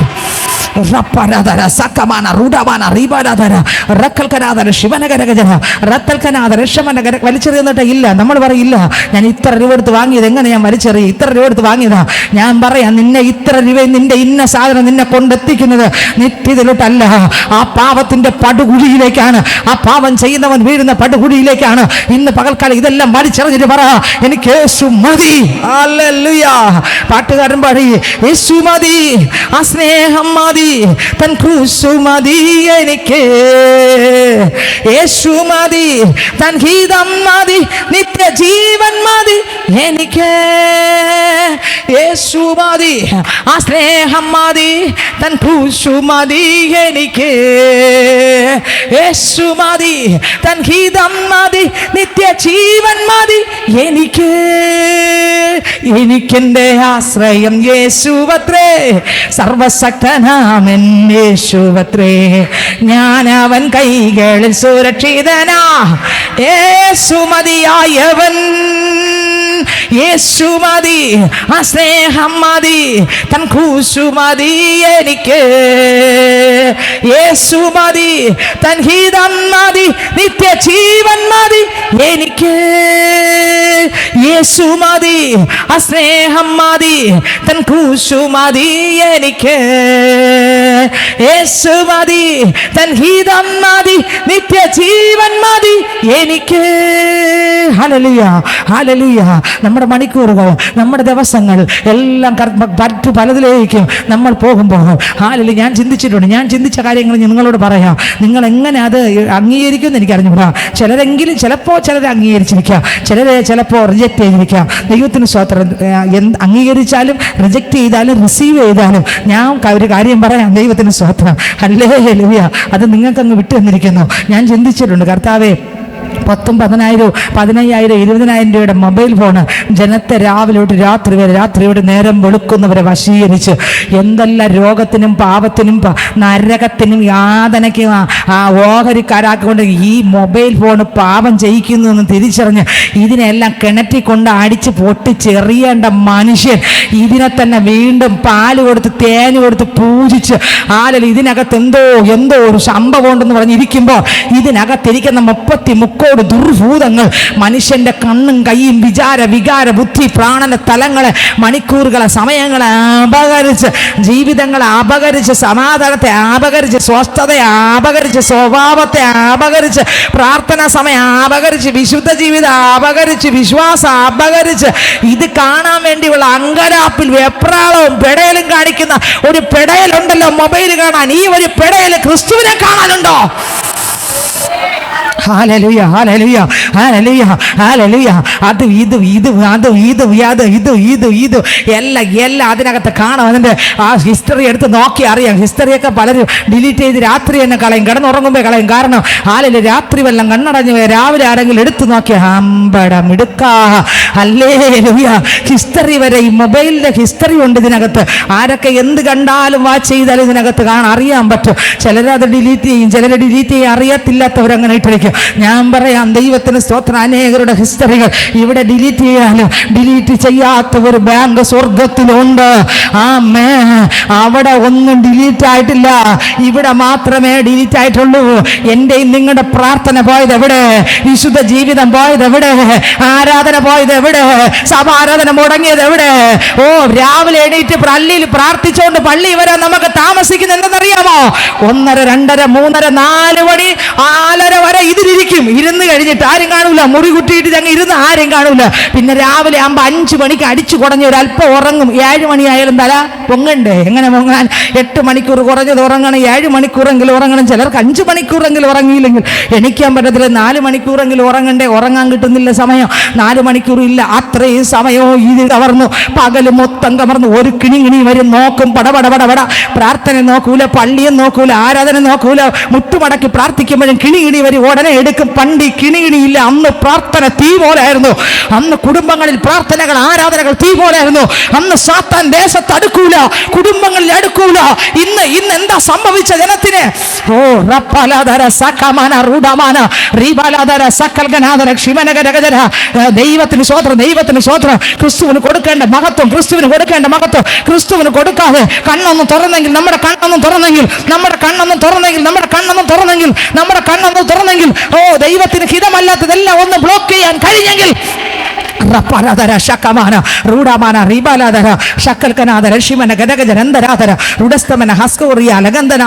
ഓ, സ്തോത്രം. നെബൂഖദ്നേസറിന്റെ കണ്ണ് തുറന്നു എന്റെ ദൈവത്തെ കണ്ടു. ആ ശബ്ദം കേട്ടു. ആ ആധിപത്യത്തെ കുറിച്ച് സംസാരിക്കുന്നു. ആ നിത്യ ആധിപത്യമാണെന്ന് കാണുന്നു. നെബൂഖദ്നേസർ പലതും കണ്ടെങ്കിലും നെബൂഖദ്നേസർ കർത്താവിന്റെ മുമ്പിൽ മുഴുവൻ കീഴടങ്ങിയോ എന്ന് ചോദിച്ചാൽ കീഴടങ്ങിയോ? എല്ലാം കണ്ടു. ഇന്ന് അങ്ങനെയാണ്. പലതും കാണുന്നുണ്ട്, കേൾക്കുന്നുണ്ട്, മനസ്സിലാക്കുന്നുണ്ട്, പ്രസംഗത്തിലൂടെ അംഗീകരിക്കുന്നുണ്ട്. പക്ഷേ സംഭവം അകത്ത് വരുന്നില്ല. ആ രഹസ്യവരിൽ എടുക്കപ്പെടത്തില്ല. ഹല്ലേലൂയ. സംഭവം അകത്ത് വരുന്നില്ല. ആത്മാവിൽ പ്രാർത്ഥിക്കുന്ന ഒരു തലമുറ എഴുന്നേറ്റ് വരട്ടെ. കുറവുകളെ ഉണർത്ത് പ്രാർത്ഥിക്കുന്നവര്, ഓ, സഭ എഴുന്നേറ്റ് വരട്ടെ. സ്വയങ്ങളെ വെട്ടി തകർത്ത് പ്രാർത്ഥിക്കുന്ന അടുത്തിരിക്കുന്ന ആരും കേൾക്കത്തില്ലല്ലോ. നമ്മൾ ഒറ്റയ്ക്ക് ഇരുന്ന് പ്രാർത്ഥിക്കുമ്പോൾ മൊബൈലെല്ലാം വലിച്ചങ്ങ് വെള്ളത്തിനകത്ത് കൊണ്ടെറിയണം. ഞാൻ പറയുന്നത് നമുക്കെല്ലാം 500 രൂപ കീബോർഡ് ഫോണാണ് ആവശ്യം. ഹല്ലേലൂയ. അങ്ങോട്ടൊരു കോൾ വന്ന് വിളിക്കണം, ഇങ്ങോട്ടൊരു എമർജൻസി വിളിക്കണം. ഹല്ലേലൂയ. പണ്ട് ഫോൺ പോലും ഇല്ല. ദൈവത്തിന് സ്വോത്രം. അന്ന് കണ്ണീരോടെയുള്ള പ്രാർത്ഥന ഉണ്ടായിരുന്നു, ആരാധന ഉണ്ടായിരുന്നു. ഇന്ന് മണിക്കൂറുകൾ ഇതിന്റെ മുമ്പിലിരിക്കും. ദൈവവചനം വായിക്കാൻ സമയമില്ല, പ്രാർത്ഥിക്കാൻ സമയമില്ല. ഇതിനകത്തിരിക്കുകയാണ്. താലോലിച്ച് കൊണ്ടങ്ങ് നടക്കുകയാണ്. നരകത്തിൽ എത്തിക്കുന്ന സാധനത്തിനെയാണ് കൊണ്ട് താലോലിച്ച് പാല് കൊടുത്ത് കൊണ്ടുപോകുന്നത് മനുഷ്യൻ അറിയുന്നില്ല. ഒരു ദിവസം യവൻ കടിച്ചുകൊണ്ടിടുന്നത് വിഷം തുപ്പിക്കൊണ്ടിടുന്ന സ്ഥലം ആ നിത്യദണ്ഡനത്തിനകത്തായിരിക്കും. ഇതിനെ വലിച്ചെറിഞ്ഞ് വ്യക്തികൾ കുടുംബങ്ങളായിട്ട് മാറ്റത്തോടെ മുട്ടുമടക്കി പ്രാർത്ഥിക്കാൻ തുടങ്ങുമ്പോൾ കുടുംബങ്ങൾക്കകത്ത് കെട്ടുകളെ പൊട്ടും. ബന്ധനങ്ങൾ അഴിയും, ചങ്ങലകൾ അഴിയും, ശത്രു ഒതുക്കിയ സകല ആരവങ്ങളും പ്രാർത്ഥന മുറിക്കകത്ത് പൊളി. ഓ റപ്പലതര സകമന റൂഢമാന റീബാലതര റത്തൽക്കനാഥന ശിവനഗരഗര. പ്രാർത്ഥിക്കുന്ന ഒരു തലമുണ്ട് അവിടെ സ്വത്രം. ഒന്ന്, സ്വയങ്ങൾ മരിക്കും, ഞാനെന്ന ഭാവങ്ങൾ മരിക്കും, ഞാൻ എന്തോ ആണെന്നുള്ള ചിന്തകൾ മരിക്കും. 2, 1 യോഹന്നാൻ 1:9 പ്രാർത്ഥനയിൽ വെളിപ്പെടുന്ന തലം വായിച്ചേ. 1 യോഹന്നാൻ 1:9 വാക്യം വായിക്കുമ്പോൾ അടുത്ത് പ്രാർത്ഥിക്കുന്ന 2ാമത്തെ ഭാഗമാണ്. ഓ എൻ്റെ പ്രാർത്ഥന മുറിക്കകത്ത് ഞാൻ എന്നെ മരിപ്പിക്കുക മാത്രമല്ല, എൻ്റെ പാവത്തെ ഏറ്റു പറയും. ആരും അറിയത്തില്ല പാവത്തെ ഏറ്റു പറയുന്ന. ആരും അറിയും? എൻ്റെ അടുത്തിരിക്കുന്ന ആരും ഇല്ലല്ലോ, ഞാൻ ഒറ്റയ്ക്കല്ലേ, ഞാനും എൻ്റെ ദൈവവും മാത്രം. അപ്പച്ച അങ്ങ് ജീവിച്ചതുപോലെ ജീവിക്കാനോ അങ്ങ് സംസാരിച്ചതുപോലെ ഒരു സെക്കൻഡ് പോലും സംസാരിക്കാനോ കഴിയുന്നില്ലപ്പാ. എവിടൊക്കെ എന്തൊക്കെ കുഴപ്പങ്ങൾ എൻ്റെ ജീവിതത്തിൽ സംഭവിച്ചു, എവിടൊക്കെ എന്തൊക്കെ പാവങ്ങൾ എൻ്റെ ജീവിതത്തിൽ സംഭവിച്ചു. കർത്താവെ, ഞാൻ എന്തോ ആണെന്നുള്ള ചിന്തകൾ എൻ്റെ അകത്ത് വന്നു അപ്പാ. മറ്റുള്ളവരെ ശ്രേഷ്ഠനായി കാണാനോ അംഗീകരിക്കാനോ എനിക്ക് കഴിഞ്ഞില്ലപ്പാ. എവിടൊക്കെ എൻ്റെ ജീവിതത്തിനകത്ത് കുറവുകൾ വന്നു, അയ്യോ സ്വത്രപ്പ എന്ന് കരയുന്ന ഒരു ഇടമുണ്ട്, പ്രാർത്ഥന മുറി. ആ പ്രാർത്ഥന മുറിക്കകത്ത് സ്വയ പാപങ്ങൾ, ജീവിതത്തിനകത്ത് വന്നുപോയ പാപങ്ങൾ, നമ്മുടെ പാപങ്ങൾ ഏറ്റുപറയുന്ന ആ കരുണാസമ്പന്നനാകുന്ന ദൈവം ഇറങ്ങി വന്ന് അവിടെ ദൈവത്തോട് ഏറ്റുപറയുന്ന ഒരിടമാണ് പ്രാർത്ഥന. പാപങ്ങൾ ഏറ്റുപറയുന്നില്ല എങ്കിൽ അവിടെ ആ പ്രാർത്ഥനയ്ക്ക് ഒരു വിടുതലുമില്ല. അല്ലല്ലയ്യ. അപ്പം ചോദിക്കും, സിസ്റ്റർ നിങ്ങൾ പാവമായിട്ട്, ഞാൻ പാവമായിട്ട് പറയും. ആ കർത്താവിൻ്റെ ജീവനില്ലാതെ എവിടെയെല്ലാം പ്രവൃത്തി വന്നോ കർത്താവേ എനിക്ക് അറിഞ്ഞുകൂടാതെ അറിഞ്ഞു. ആ ജീവനില്ലാതെ, ക്രിസ്തുവില്ലാത്ത, ക്രിസ്തു തുല്യമല്ലാത്ത, ക്രിസ്തുവിൻ്റെ ജീവനില്ലാത്ത സംസാരമാണ് ഈ ഫോണിലൂടെ ഞാൻ ഒരാളിനോട് സംസാരിച്ചതെങ്കിൽ, ഇടപെട്ടതെങ്കിൽ, പോയപ്പോൾ വന്നപ്പോൾ വീട്ടിനകത്ത് പുറത്ത് വന്നതെങ്കിൽ കർത്താവേ അത് ദൈവം അംഗീകരിക്കില്ല, അത് പാവമായ കണക്കിടുള്ളൂ. യേശുവേ എന്നോട് ക്ഷമിക്കണമേ. ഇത് ഞാൻ പ്രാർത്ഥിക്കും. ഹല്ലേലൂയ. ഞാൻ പറയട്ടെ, നമ്മുടെ ജീവിതത്തിനകത്ത് നമ്മൾ ഉദ്ദേശിക്കുന്നത് മാത്രമല്ല പാപം സഹോദരങ്ങളെ. ക്രിസ്തു ചെയ്യാത്തതെല്ലാം പാപമാണ്. അതല്ലേ നമ്മൾ ചെയ്തുകൊണ്ടിരിക്കുന്നത്. അപ്പൊ പാപം ഏറ്റു പറയാത്ത പറ്റുമോ? ഏറ്റു പറഞ്ഞേ തീരും. ഒന്നുകൂടെ വായിച്ചേ. 1 യോഹന്നാൻ 1:9. നമ്മുടെ പാപങ്ങളെ ഏറ്റു പറയുന്നുവെങ്കിൽ അവൻ നമ്മോട് പാപങ്ങളെ ക്ഷമിച്ച് സകല അനീതിയും പോക്കി നമ്മെ ശുദ്ധീകരിപ്പാൻ തക്കവണ്ണം വിശ്വസ്തനും നീതിമാനും. ദൈവം ആരാണ്? വിശ്വസ്തനും നീതിമാനുമാണ്. ദൈവത്തിന് സ്തോത്രം. പാപം ചെയ്താൽ എന്ത് സംഭവിക്കും? നമുക്ക് യോശുവോട് ചോദിച്ചാൽ യോശുവ പറഞ്ഞു തരും. പാപം ചെയ്താൽ എന്ത് സംഭവിക്കും? യോശുവയുടെ പുസ്തകം 6ാം അധ്യായം വായിക്കുമ്പോൾ നമുക്ക് എല്ലാവർക്കും അറിയാം. യെരിഹോ കോട്ട പിടിച്ചടക്കാൻ 5ാം അധ്യായം അവസാന ഭാഗം 13, 14, 15 വാക്യങ്ങൾ വായിക്കുമ്പോൾ അതിനകത്ത് യഹോവ സൈന്യത്തിൻ്റെ അധിപതിയായി അവിടെ വരികയാണ്, ഊരിപ്പിടിച്ച വാളുമായി. യോശുവ ഓടി അടുത്ത് വന്ന് നീ ആരുടെ പക്ഷക്കാരെന്ന് ചോദിക്കുകയാണ്. സാഷ്ടാംഗം വീണ് നമസ്കരിച്ചു. ദൈവമാണെന്നറിഞ്ഞിട്ട് യോശുവ നമസ്കരിച്ചു. യോശുവയോട് ദൈവം പറഞ്ഞു, മോനെ, യെരിഹോവിനെയും അതിലുള്ളതിനെ സകലത്തെയും ഞാൻ നിനക്ക്. 5ാം അധ്യായം 1, 2 വാക്യം വായിച്ചേ. ഇസ്രായേൽ മക്കൾ ഇക്കരെ കടപ്പാൻ തക്കവണ്ണം യഹോവ അവരുടെ എന്നാൽ എരിഹോവിനെ ഇസ്രായേൽ മക്കളുടെ നിമിത്തം അടച്ചു ഉറപ്പാക്കിയിരുന്നു. ആരും പുറത്തിറങ്ങിയില്ല. ഞാൻ എന്ത് പറയാൻ വേണ്ടിയാണ് ഇത് വായിക്കുന്നത്? പാപം ചെയ്താൽ എന്ത് സംഭവിക്കുമെന്ന് പറയാൻ വേണ്ടിയാണ് ഇത് വായിക്കുന്നത്. വായിച്ചേ. അകത്ത് കയറിയതുമില്ല. യഹോവ യോശുവയോട് കൽപ്പിച്ചത്, ഞാൻ എരിഹോവിനെയും അതിന്റെ രാജാവിനെയും യുദ്ധവീരന്മാരെയും നിന്റെ കയ്യിൽ ഏൽപ്പിച്ചിരിക്കുന്നു. എല്ലാം ആരെ കയ്യിൽ ഏൽപ്പിക്കുന്നു? നിന്റെ കയ്യിൽ ഏൽപ്പിച്ചിരിക്കുന്നു. നിങ്ങളിൽ യോദ്ധാക്കളായ എല്ലാവരും ഒരു വട്ടം പട്ടണത്തെ ചുറ്റി നടക്കുക. മതി. അപ്പോൾ ചുറ്റി നടക്കുമ്പോൾ അവിടെ എന്ത് നടക്കും? അത്ഭുതം നടക്കും. അപ്പോൾ സ്തോത്രം. യെരിഹോ പട്ടണം എന്ന് പറഞ്ഞാൽ ഭയങ്കര പ്രശ്നമുള്ള പട്ടണമാണ്, വലിയ പട്ടണമാണ്, വലിയ മേഖലയാണ്, വലിയൊരു മേഖലയാണ്, വലിയ പട്ടണമാണ്. ഏത്? യെരിഹോ പട്ടണം. പക്ഷേ യെരിഹോ പട്ടണത്തെ നിസ്സാര സമയം കൊണ്ട് എന്ത് ചെയ്തു? തകർത്ത് തരിപ്പണമാക്കി സ്വർഗത്തിൽ ദൈവം പറഞ്ഞതുപോലെ പിടിച്ചെടുത്തു. എന്നാൽ വീണ്ടും 7ാം അധ്യായത്തിലേക്ക് വരുമ്പോൾ എൻ്റെ ദൈവം അങ്ങോട്ട് അയച്ചു കർത്താവിൻ്റെ മക്കളെ പിടിക്കാൻ? ഹായി എന്ന ചെറിയ പട്ടണം പിടിക്കാൻ ദൈവം യോശുവയും കൂട്ടരെ അങ്ങോട്ട് അയച്ചു. പക്ഷേ അവിടെ ഹായി പട്ടണം പിടിക്കാൻ പോയപ്പോൾ ഹായി പട്ടണം പിടിക്കാൻ പറ്റിയില്ല. അയ്യോ, തോറ്റുപോയി. യോശുവ മുട്ടുമടക്കി അലറിക്കരഞ്ഞ് പാളയത്തിൽ വീട് കിടന്ന് നിലവിളിക്കുകയാണ്, എന്തപ്പാ ഈ ഹായി പട്ടണം പിടിക്കാൻ എന്താ പറ്റാത്തേ? വായിച്ചേ. 1 മുതൽ 7ാം അധ്യായം 1 മുതൽ വായിച്ചേ. എന്നാൽ ഇസ്രായേൽ മക്കൾ ശപഥാർപ്പിത വസ്തു സംബന്ധിച്ച് ഒരു അകൃത്യം ചെയ്തു. യഹൂദ ഗോത്രത്തിൽ സേരഹിന്റെ മകനായ സബ്ദിയുടെ മകനായ കർമ്മിയുടെ മകൻ ആഖാൻ ശപഥാർപ്പിത വസ്തുവിൽ ചിലത് എടുത്ത് യഹോവയുടെ കോപം ഇസ്രായേൽ മക്കളുടെ നേരെ ജ്വലിച്ചു. യോശുവ എരിഹോവിൽ നിന്ന് ബേഥേലിന് കിഴക്ക്. കണ്ടോ, ഇത് ആവശ്യമില്ലാത്ത കാര്യങ്ങളെല്ലാം എന്ത് ചെയ്തു? ശപഥാർപ്പിത വസ്തുക്കളിൽ ചിലത് ആഹാൻ എടുത്തു. കണ്ടോ? സ്തോത്രം. അപ്പോൾ ഓരോരുത്തരെ കുലമായിട്ട് കർത്താവ് കാണുന്നുണ്ട്. എടുത്തവൻ ആരാണെന്ന് കർത്താവ് കണ്ടു. യഹോവയുടെ കോപം ഇസ്രായേൽ മക്കളുടെ നേരെ ജ്വലിച്ചു. അടുത്ത വരി. യോശുവ എരിഹോവിൽ നിന്ന് ബേഥേലിന് കിഴക്ക് ബേഥാവിന്റെ സമീപത്തുള്ള ഹായിയിലേക്ക് ആളുകളെ അയച്ച് അവരോട്, നിങ്ങൾ ചെന്ന് ദേശം ഉറ്റുനോക്കുവിൻ എന്ന് പറഞ്ഞു. അവർ ചെന്ന് ഹായിയെ ഉറ്റുനോക്കി. യോശുവയുടെ അടുക്കൽ മടങ്ങി വന്ന് അവനോട്, ജനമെല്ലാം പോകണമെന്നില്ല, ഹായിയെ ജയിച്ചടക്കുവാൻ 2000-3000 പോയാൽ മതി, സർവ്വജനത്തെയും അവിടേക്ക് അയച്ച് കഷ്ടപ്പെടുത്തണ്ട, അവർ ആൾ ചുരുക്കമത്രേ എന്ന് പറഞ്ഞു. അപ്പൊ ഒരുപാട് ആൾക്കാരുള്ള എരിഹോ പട്ടണം നിസ്സാരം പോലെ എന്ത് ചെയ്തു? കർത്താവിന്റെ കൃപയാൽ പിടിച്ചടക്കി. പക്ഷെ ഇവിടെ ഹായിൽ വന്നപ്പോൾ കുറച്ച് ആൾക്കാരെ ഉള്ള പട്ടണത്തിൽ. പക്ഷേ തൊട്ടടുത്ത് വായിച്ചേ. അങ്ങനെ ജനത്തിൽ ഏകദേശം 3000 പേർ അവിടേക്ക് പോയി. അടുത്തവര് എന്നാൽ അവർ ഹായി പട്ടണക്കാരുടെ മുൻപിൽ നിന്ന് തോറ്റോടി. എന്ത് ചെയ്തു? യോശുവ പറയുന്നു, ഞങ്ങളുടെ ജീവിതത്തിനകത്ത് ഇങ്ങനെ ഒരു സംഭവം ഉണ്ടായി. സ്വത്രം പാപം ഏറ്റു പറഞ്ഞില്ല. ഞങ്ങൾ ഇറങ്ങിയ യുദ്ധക്കളത്തിൽ തോൽവി സംഭവിച്ചു. പാപം ഏറ്റു പറഞ്ഞില്ല. ഞങ്ങൾ ഓടി ഓടി നിത്യതയിൽ പോകുമെന്ന് വിചാരിച്ചു. നിത്യത നഷ്ടമായി. ഞങ്ങൾ പാപം ഏറ്റു പറഞ്ഞില്ല. പള്ളി പോകും, ആരാധിക്കും, വരും. ഞാനെല്ലാം ക്ലിയറാണ്, ഞാനെല്ലാം വിശുദ്ധിയുള്ള പൈതലാണെന്ന് ഞാൻ എന്നെ തന്നെ നടിച്ചു, നാടകം കളിച്ചു നടന്നു. പക്ഷേ ഞാൻ തോറ്റുപോയി. അയ്യോ, ഇതാ ഇവിടെ വന്ന് വീണുപോയി എന്ന് പറയുന്ന ഒരു നാൾ ഉണ്ടാകുന്നതിന് മുൻപേ പാപങ്ങൾ ഏറ്റു പറഞ്ഞുകൊണ്ട് നോക്കി. അടുത്ത വാക്യം വായിച്ച് എന്താ സംഭവിച്ചത്? തോറ്റുപോയി. കുറച്ച് ജനത്തിന്റെ മുമ്പിൽ, ചെറിയൊരു പട്ടണത്തിന്റെ മുമ്പിൽ യോശുവയും കൂട്ടരും തോറ്റുപോയി. അടുത്ത വരി. ഹായി പട്ടണക്കാർ അവരിൽ 36ഓളം പേരെ കൊന്നു. അവരെ പട്ടണവാതിൽക്കൽ തുടങ്ങി ശെബാരിയും വരെ പിന്തുടർന്ന്. ആര്? ഹായി പട്ടണക്കാര് എല്ലാത്തിനും തകർത്തു. മലഞ്ചെരിവിൽ വെച്ച് അവരെ തോൽപ്പിച്ചു. അടുത്ത് അതുകൊണ്ട് ജനത്തിന്റെ ഹൃദയം ഉരുകി വെള്ളം പോലെ ആയിത്തീർന്നു. ജനത്തിന്റെ ഹൃദയം ഉരുകി. ദൈവമേ, എന്തേ മറുപടി ഇല്ല? എന്തേ അത്ഭുതം നടക്കുന്നില്ല? കാരണം എൻ്റെ നിന്റെ പാപമാണ് പലതിനും പ്രശ്നം. പാപം. ദൈവാത്മാവ് ഇടപെടും. ആദ്യമേ ഇടപെടും. നീ മടങ്ങിവാ.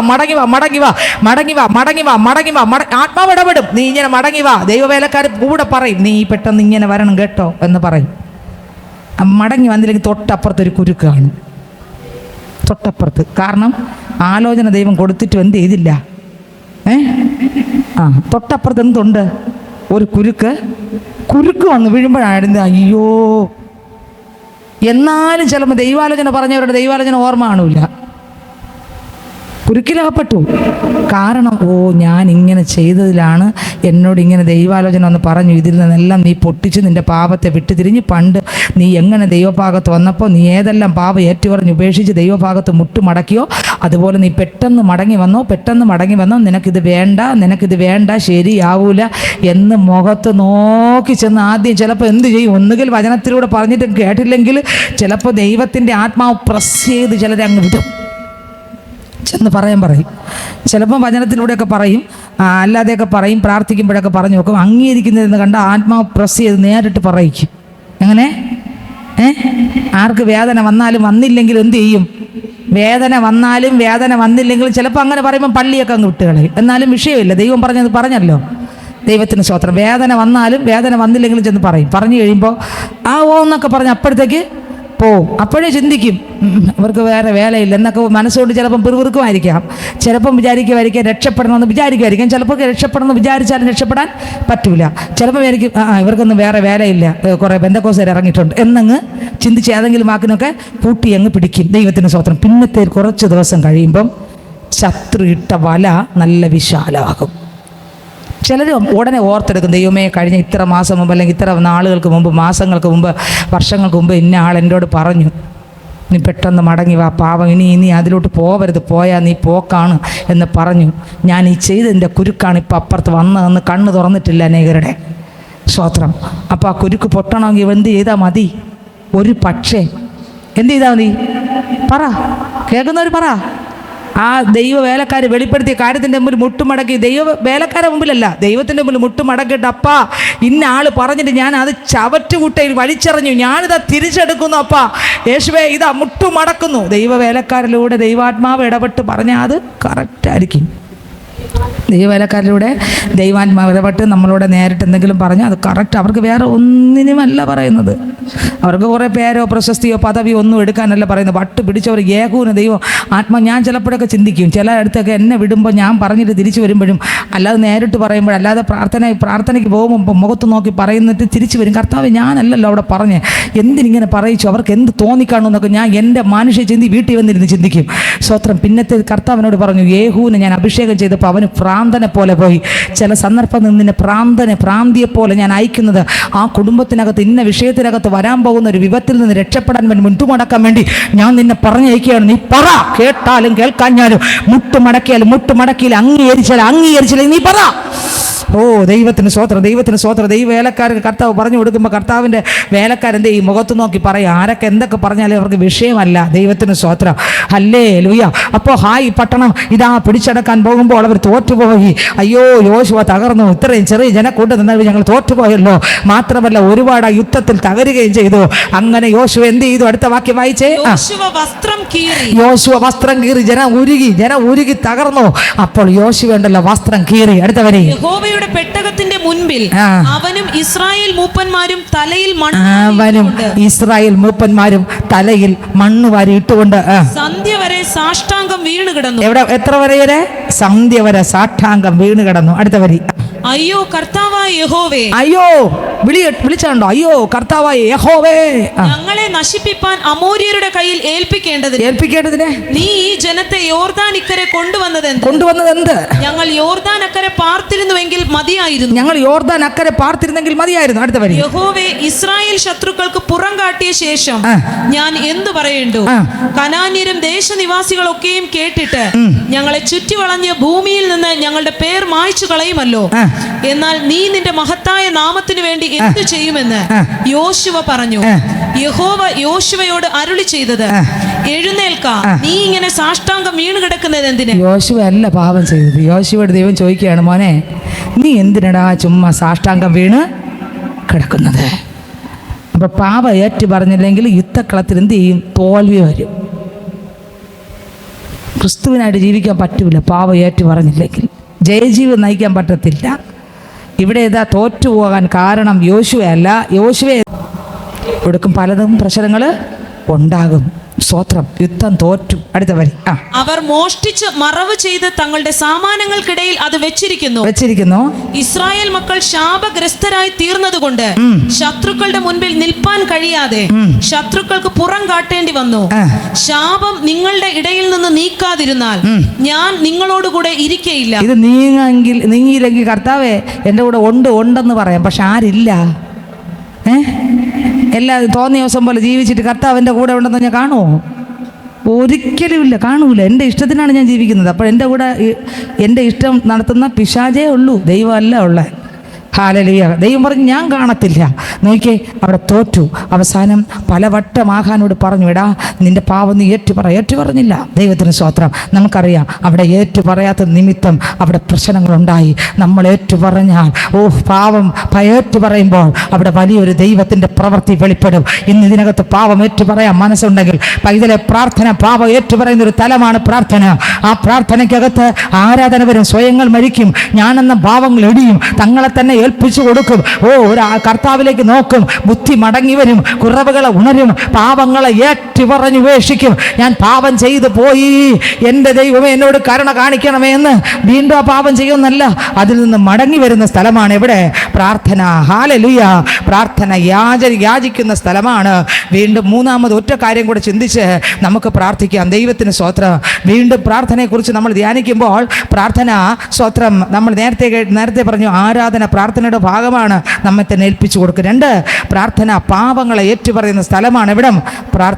പ്രാർത്ഥന ഒരു മധ്യസ്ഥതയാണ്. യാക്കോബിന്റെ ലേഖനം 5-ാം അധ്യായം 14-15 വാക്യങ്ങൾ വായിക്കുമ്പോൾ അതിനകത്ത് എഴുതിയിരിക്കുന്നത് മധ്യസ്ഥതയാണ്. 1 തിമോഥെയോസ് 2:1-2-3 വാക്യം വായിക്കുമ്പോഴും അതിനകത്ത് പ്രാർത്ഥന ഒരു മധ്യസ്ഥതയാണെന്ന് എഴുതിയിരിക്കുന്നു. ഹല്ലേലൂയ. പ്രാർത്ഥന എന്താണ്? ഒരു മധ്യസ്ഥതയാണ് പ്രാർത്ഥന. ഹല്ലേലൂയ. പ്രാർത്ഥിക്കുന്ന പൈതന്റെ നടുവിൽ വലിയൊരു ദൈവത്തിൻ്റെ പ്രവൃത്തി വെളിപ്പെടും. ഇന്ന് എൻ്റെ നിങ്ങളുടെ മുമ്പിൽ സ്തോത്രം പ്രാർത്ഥന ഇല്ലെങ്കിൽ പൈതലെ, പഴയ നിയമം നമുക്ക് ധ്യാനിക്കുമ്പോൾ അറിയാം, ലോത്തും അബ്രഹാമിനെ ദൈവം വിളിച്ച് വേർതിരിച്ചു. ശ്രദ്ധിച്ചേ, അബ്രഹാമിനെ ദൈവം എന്ത് ചെയ്തു? വിളിച്ച് വേർതിരിച്ചു. അബ്രഹാമിനോട് കൂടെ കർത്താവ് പറഞ്ഞു, അബ്രഹാമേ നീ ഇറങ്ങി. കർത്താവ് പറഞ്ഞതുപോലെ അബ്രഹാം ഇറങ്ങി. കൂടെ ആരും കൂടെ ഇറങ്ങി? ലോത്തും കൂടെ ഇറങ്ങി. ലോത്തും കൂടെ പോയി. വിളിച്ചില്ല, വിളി കിട്ടിയില്ല, ക്ഷണം കിട്ടിയില്ലെങ്കിലും കൂടെ പോയി. കൂടെ പോകുമ്പോൾ ദൈവത്തിന് സ്തോത്രം, ഹല്ലേലൂയ. ഇവർ രണ്ടുപേരും കൂടെ സഞ്ചരിച്ചു. അങ്ങനെ സഞ്ചരിക്കുമ്പോൾ ഒരു ദിവസമായി ഇവരുടെ ഇടയന്മാരും അബ്രഹാമിൻ്റെ ആടുകളുടെ ഇടയന്മാരും ശരിക്കും ആടുകൾ പെരുത്ത് വർദ്ധിച്ചു. രണ്ടുപേർക്കും, ലോത്തിനും ഒരുപാട് ആട്ടിൻ കൂട്ടങ്ങളായി മൃഗസമ്പത്തായി, അബ്രഹാമിന് ഒരുപാട് മൃഗസമ്പത്ത് വർദ്ധിച്ചു. അങ്ങനെ ഇരിക്കുമ്പോൾ രണ്ടുപേരുടെയും മൃഗസമ്പത്തുകളുടെ ഇടയന്മാർ, ആടുകളുടെ ഇടയന്മാർ തമ്മിൽ എന്തുണ്ടായി? ഉടക്കുണ്ടായി. എന്തുണ്ടായി? തർക്കങ്ങളും വാദങ്ങളും ഒക്കെ ഉണ്ടായി. തർക്കങ്ങളും വാദങ്ങളും ഉണ്ടായപ്പോൾ ഇത് ആരറിഞ്ഞു?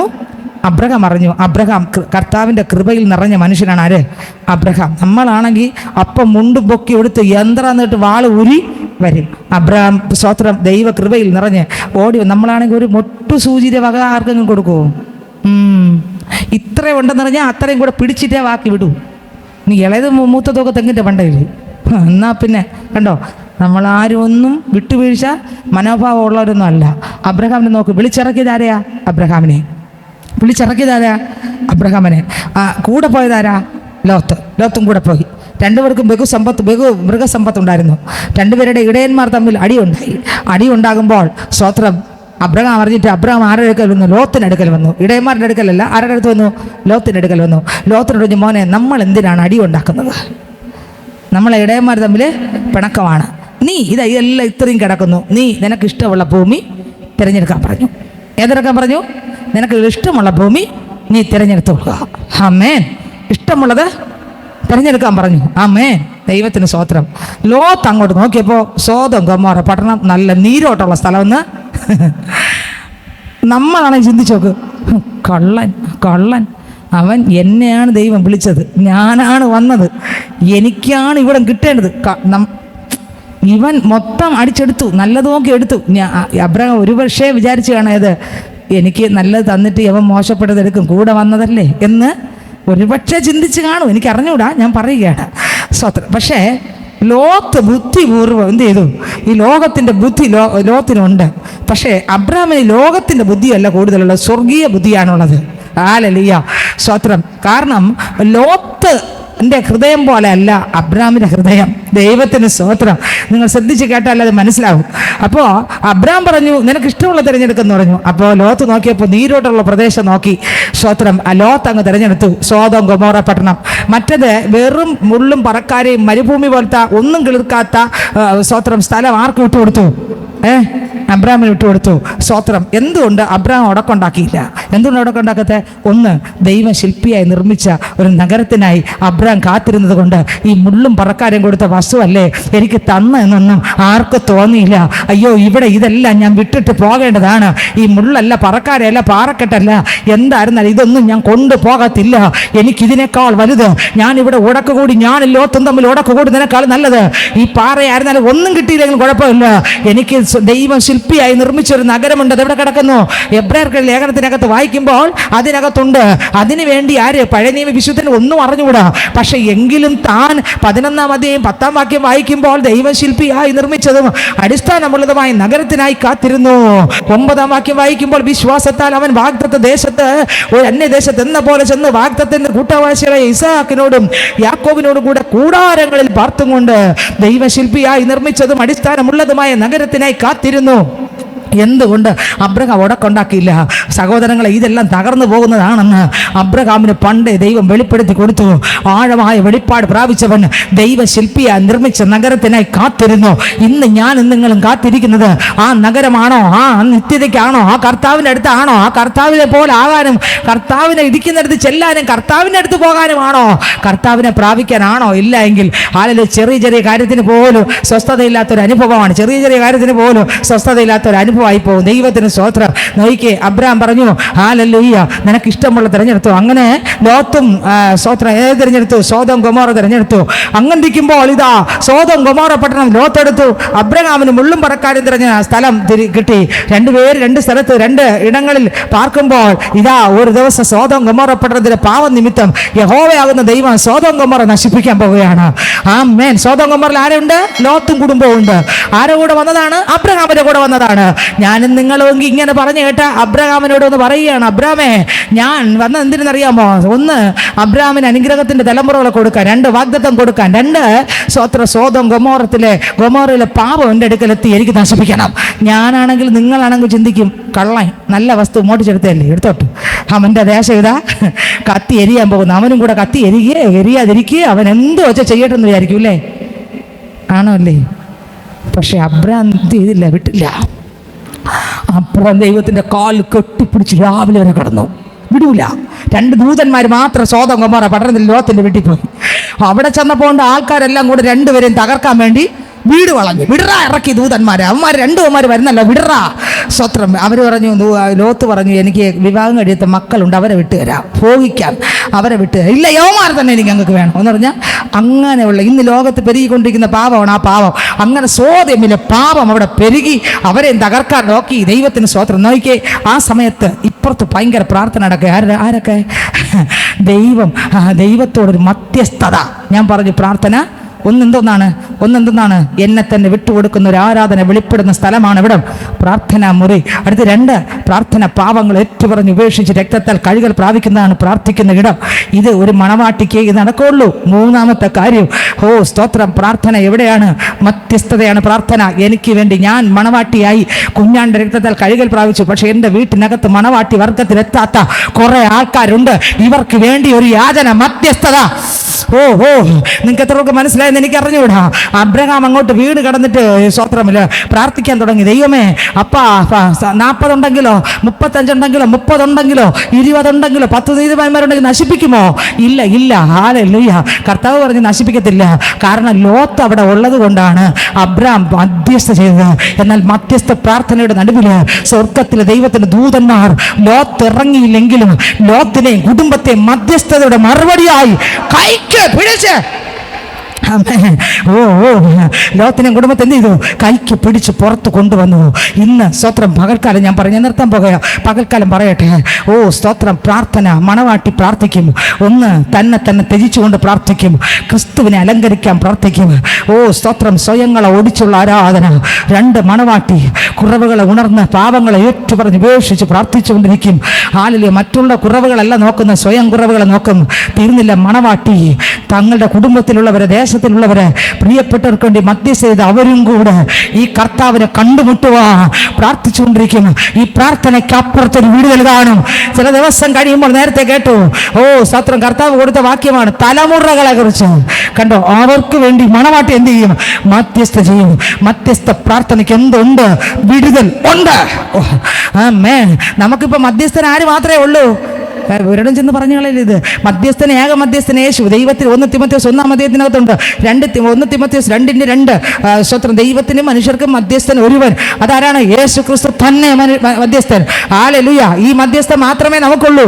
പക്ഷേ ഇവിടെ പഴയ നിയമത്തിനകത്ത് മധ്യസ്ഥനായ അബ്രഹാം പ്രാർത്ഥിച്ചു. ആ പ്രാർത്ഥനയ്ക്ക് മറുപടി കിട്ടി. യാക്കോബിന്റെ ലേഖനം വായിക്കുമ്പോൾ ദൈവ വേലക്കാർ പ്രിയപ്പെട്ടവർക്ക് വേണ്ടി എണ്ണ തേച്ച് പ്രാർത്ഥിക്കുമ്പോൾ ആ പ്രാർത്ഥനയുടെ ഒരു പാവത്തെ പോക്കി രോഗിയെ സൗഖ്യമാക്കി എന്ന് കിടക്കുന്നു. അപ്പോൾ സ്തോത്രം, അവിടെ മധ്യസ്ഥൻ യേശുവേ ഉള്ളൂ. പക്ഷെ പ്രാർത്ഥനയ്ക്ക് വിടുതലുണ്ട്. എൻ്റെയും നിങ്ങളുടെയും പ്രാർത്ഥന നമ്മുടെ കുടുംബത്തിനകത്തുള്ള വ്യക്തികളെ കർത്താവ് തൊടും. ഹല്ലേലൂയ. ദേശത്തെ തൊടും, ദേശവാസികളെ തൊടും.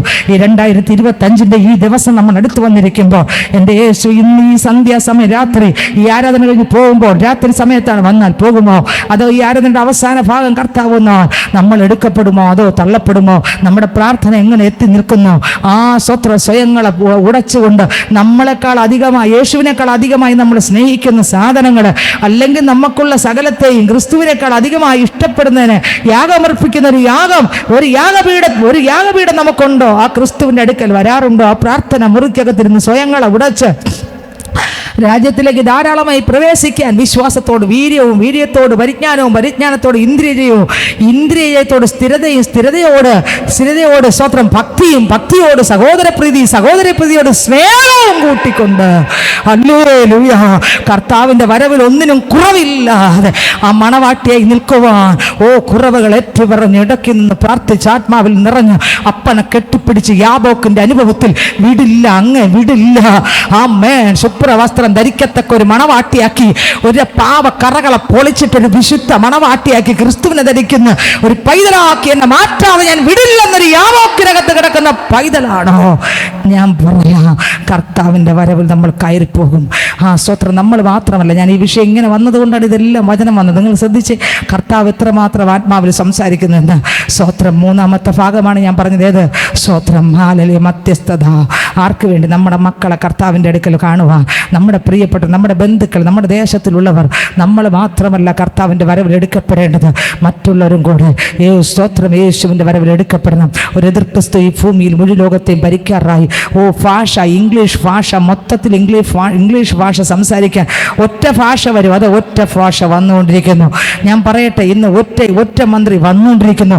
ഇന്ന് പല കാര്യങ്ങളും രേഖകൾ എഴുതി ഒപ്പ് വെച്ചുകൊണ്ടിരിക്കുന്നു. പലതും നടന്നുകൊണ്ടിരിക്കുന്നു. ബൈബിളിലെ പ്രവചനങ്ങളിൽ എല്ലാം നിറവേറിക്കൊണ്ടിരിക്കുന്നു. ഇതിൻ്റെ എല്ലാ അർത്ഥം യേശുവിൻ്റെ വരവടുത്തു എന്നും ഒരു യുദ്ധം നേരിടാൻ സമയമായി എന്നും വിശുദ്ധന്മാർ ഇവിടം വിട്ട് കടന്നു പോകാൻ സമയമായി എന്നും ഇനി അധിക സമയമില്ലെന്നും അല്ലെങ്കിൽ തിരിച്ചറിഞ്ഞുകൊണ്ട് ദുഷ്ടൻ അവിടെ ഇരുന്ന ഇനി കുറച്ച് നേരെ ഉള്ളൂ എന്ന് പറഞ്ഞുകൊണ്ട് സ്തോത്രം അവൻ വ്യക്തമായും സ്പഷ്ടമായും പോരാടിക്കൊണ്ടിരിക്കുമ്പോൾ ഹല്ലേലൂയ ദൈവത്തിന് സ്തോത്രം. നിങ്ങളൊന്ന് ചിന്തിച്ചു നോക്കിയ, പണ്ട് അവരിവിടെ പറഞ്ഞു നിർത്താൻ സമയമായി.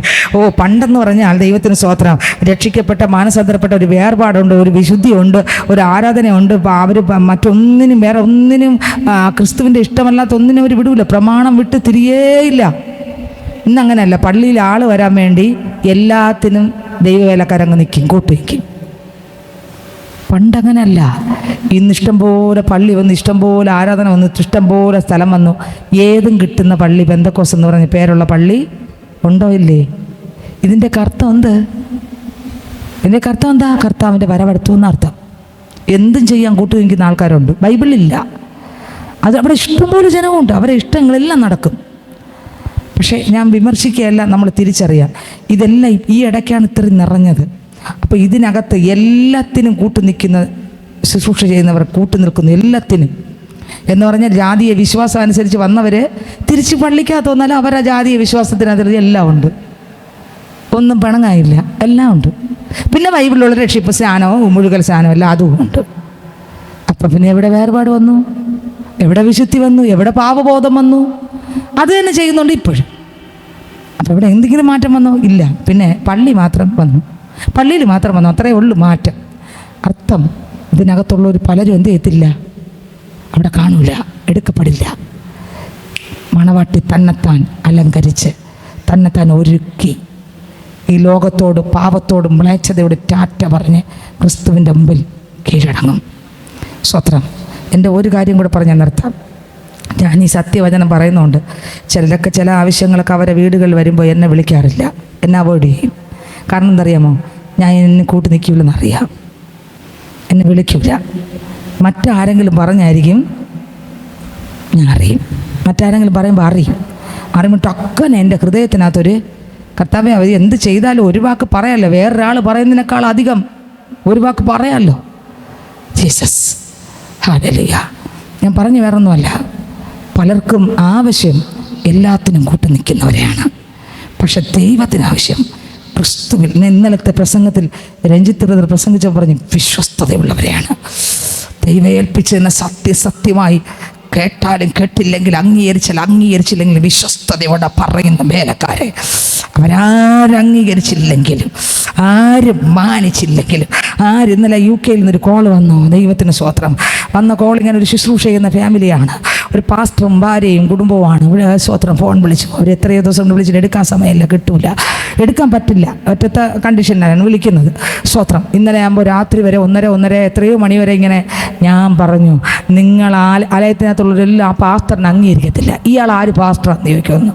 ഞാൻ പറഞ്ഞു, നിങ്ങളെ ഏൽപ്പിച്ച സത്യവചനം അവർ ചെളി വാരി എറിഞ്ഞാലും സ്തേഫാനസിൻ്റെ മുഖം ശക്തിയോടെ പ്രകാശിച്ചു.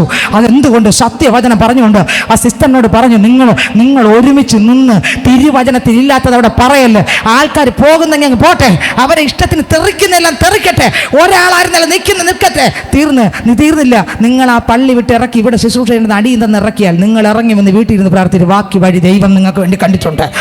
ഒരാളിന് വേണ്ടി യേശു ക്രിസ്തു, ഒറ്റ ആളിന് വേണ്ടി യേശു ക്രിസ്തു എവിടെ പോയി? ഹല്ലേലൂയ, എവിടെ പോയി? ഹല്ലേലൂയ, എവിടെ പോയി? എവിടെ പോയി? കിണറിൻ്റെ കരയിൽ പോയി. ഹല്ലേലൂയ. നട്ടുച്ചയ്ക്ക് ഒരാളിന് വേണ്ടി യേശു പോയി. ഞാൻ പറഞ്ഞു, നിന്നെ എവിടെയൊക്കെ കണ്ടിട്ടുണ്ട്? നീ സത്യവചനം വിട്ട് തിരിച്ച് ഒന്നും പറയരുത്. നിങ്ങളെ ഏൽപ്പിച്ചത്, നിങ്ങളെ അമേരിക്കയിൽ നിങ്ങളെ ദൈവം വിട്ടിട്ടുണ്ടെങ്കിൽ, നിങ്ങളെ ഇത്രയും സ്ഥലത്ത് വിട്ടിട്ടുണ്ടെങ്കിൽ, നിങ്ങളെ ഏൽപ്പിച്ച സത്യവചനം പറഞ്ഞില്ലെങ്കിൽ ഈ ജനത്തിൻ്റെ കണക്ക് നിങ്ങൾ കൊടുക്കേണ്ടി വരും. അതിനേക്കാളും നല്ല നിങ്ങളെ ഏൽപ്പിച്ചതിനെ പറ. അവരിറങ്ങി പോകുന്നെങ്കിൽ പോകട്ടെ, അല്ലെങ്കിൽ നിങ്ങളെ പുറത്താക്കുന്നെങ്കിൽ പുറത്താക്കട്ടെ, കുഴപ്പമില്ല. ഹല്ലേലൂയ. കാരണം ബാക്കിയെല്ലാം ആരറിയുന്നുണ്ട്?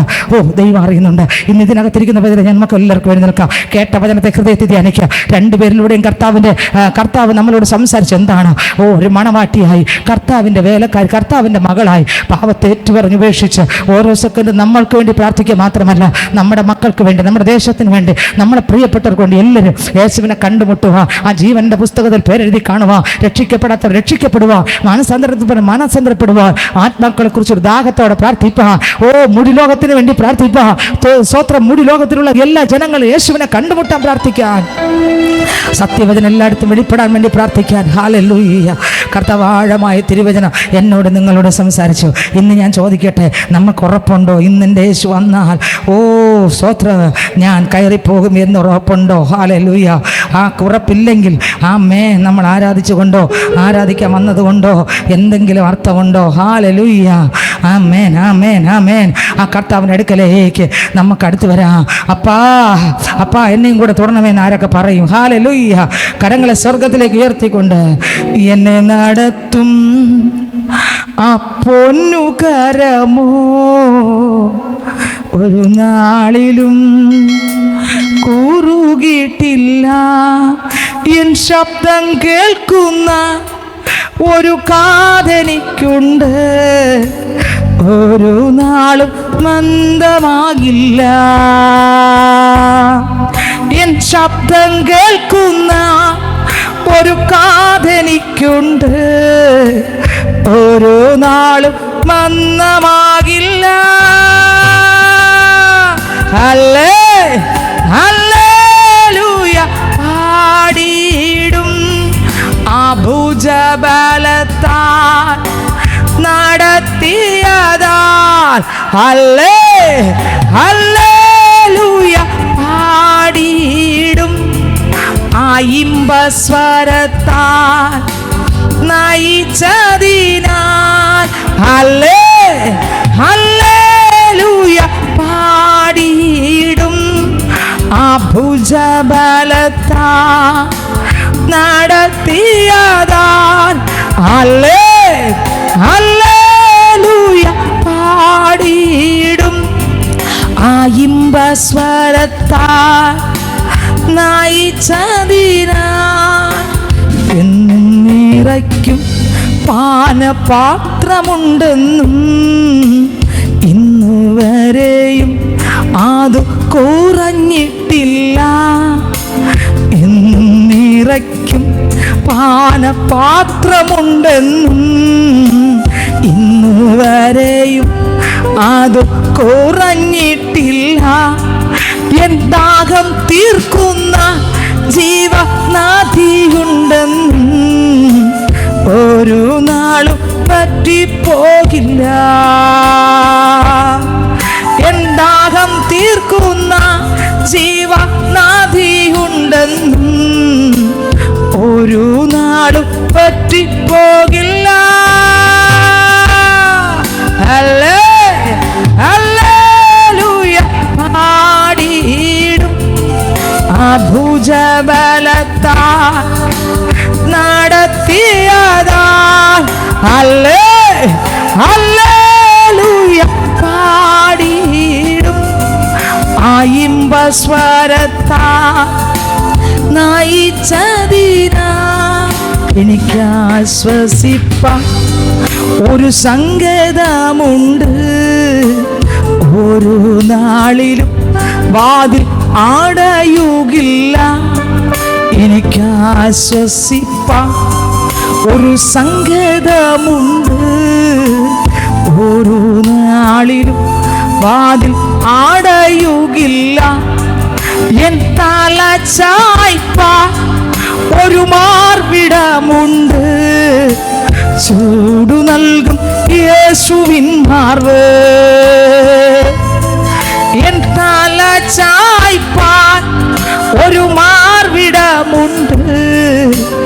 ചൂടു നൽകും യേശുവിൻ മാർവ്.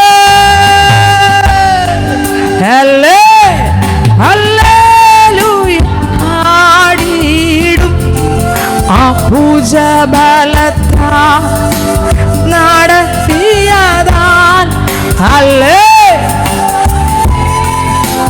പാടിയിടും ആ ഇമ്പസ്വരത്താ നയിച്ചതിനാൽ.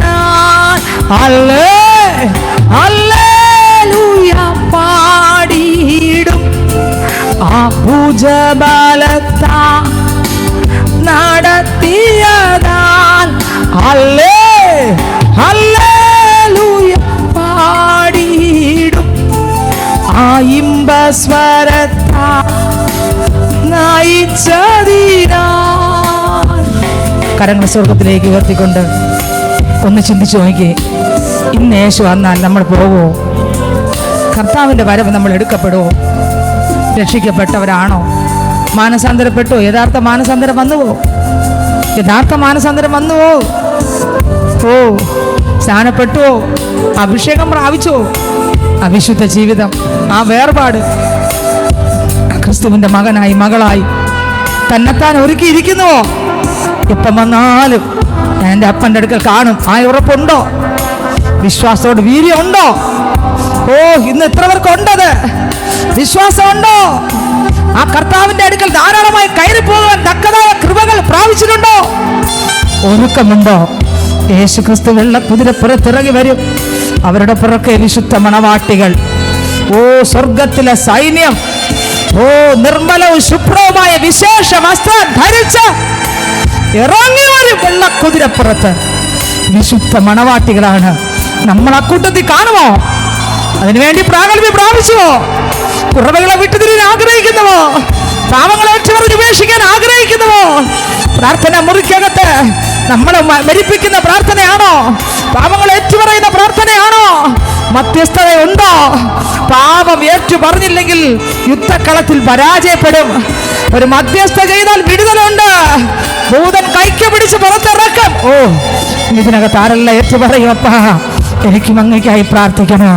അങ്ങയുടെ ശബ്ദം കേൾക്കണം. അങ്ങയുടെ രാജ്യത്തിൽ എനിക്ക് വരണം. എന്നെയും ഇതായി ഏൽപ്പിക്കുന്നു. എല്ലാ കണ്ണും അടച്ച് പ്രാർത്ഥിച്ച് നമ്മെ തന്നെ ഏൽപ്പിച്ചു കൊടുത്തേ.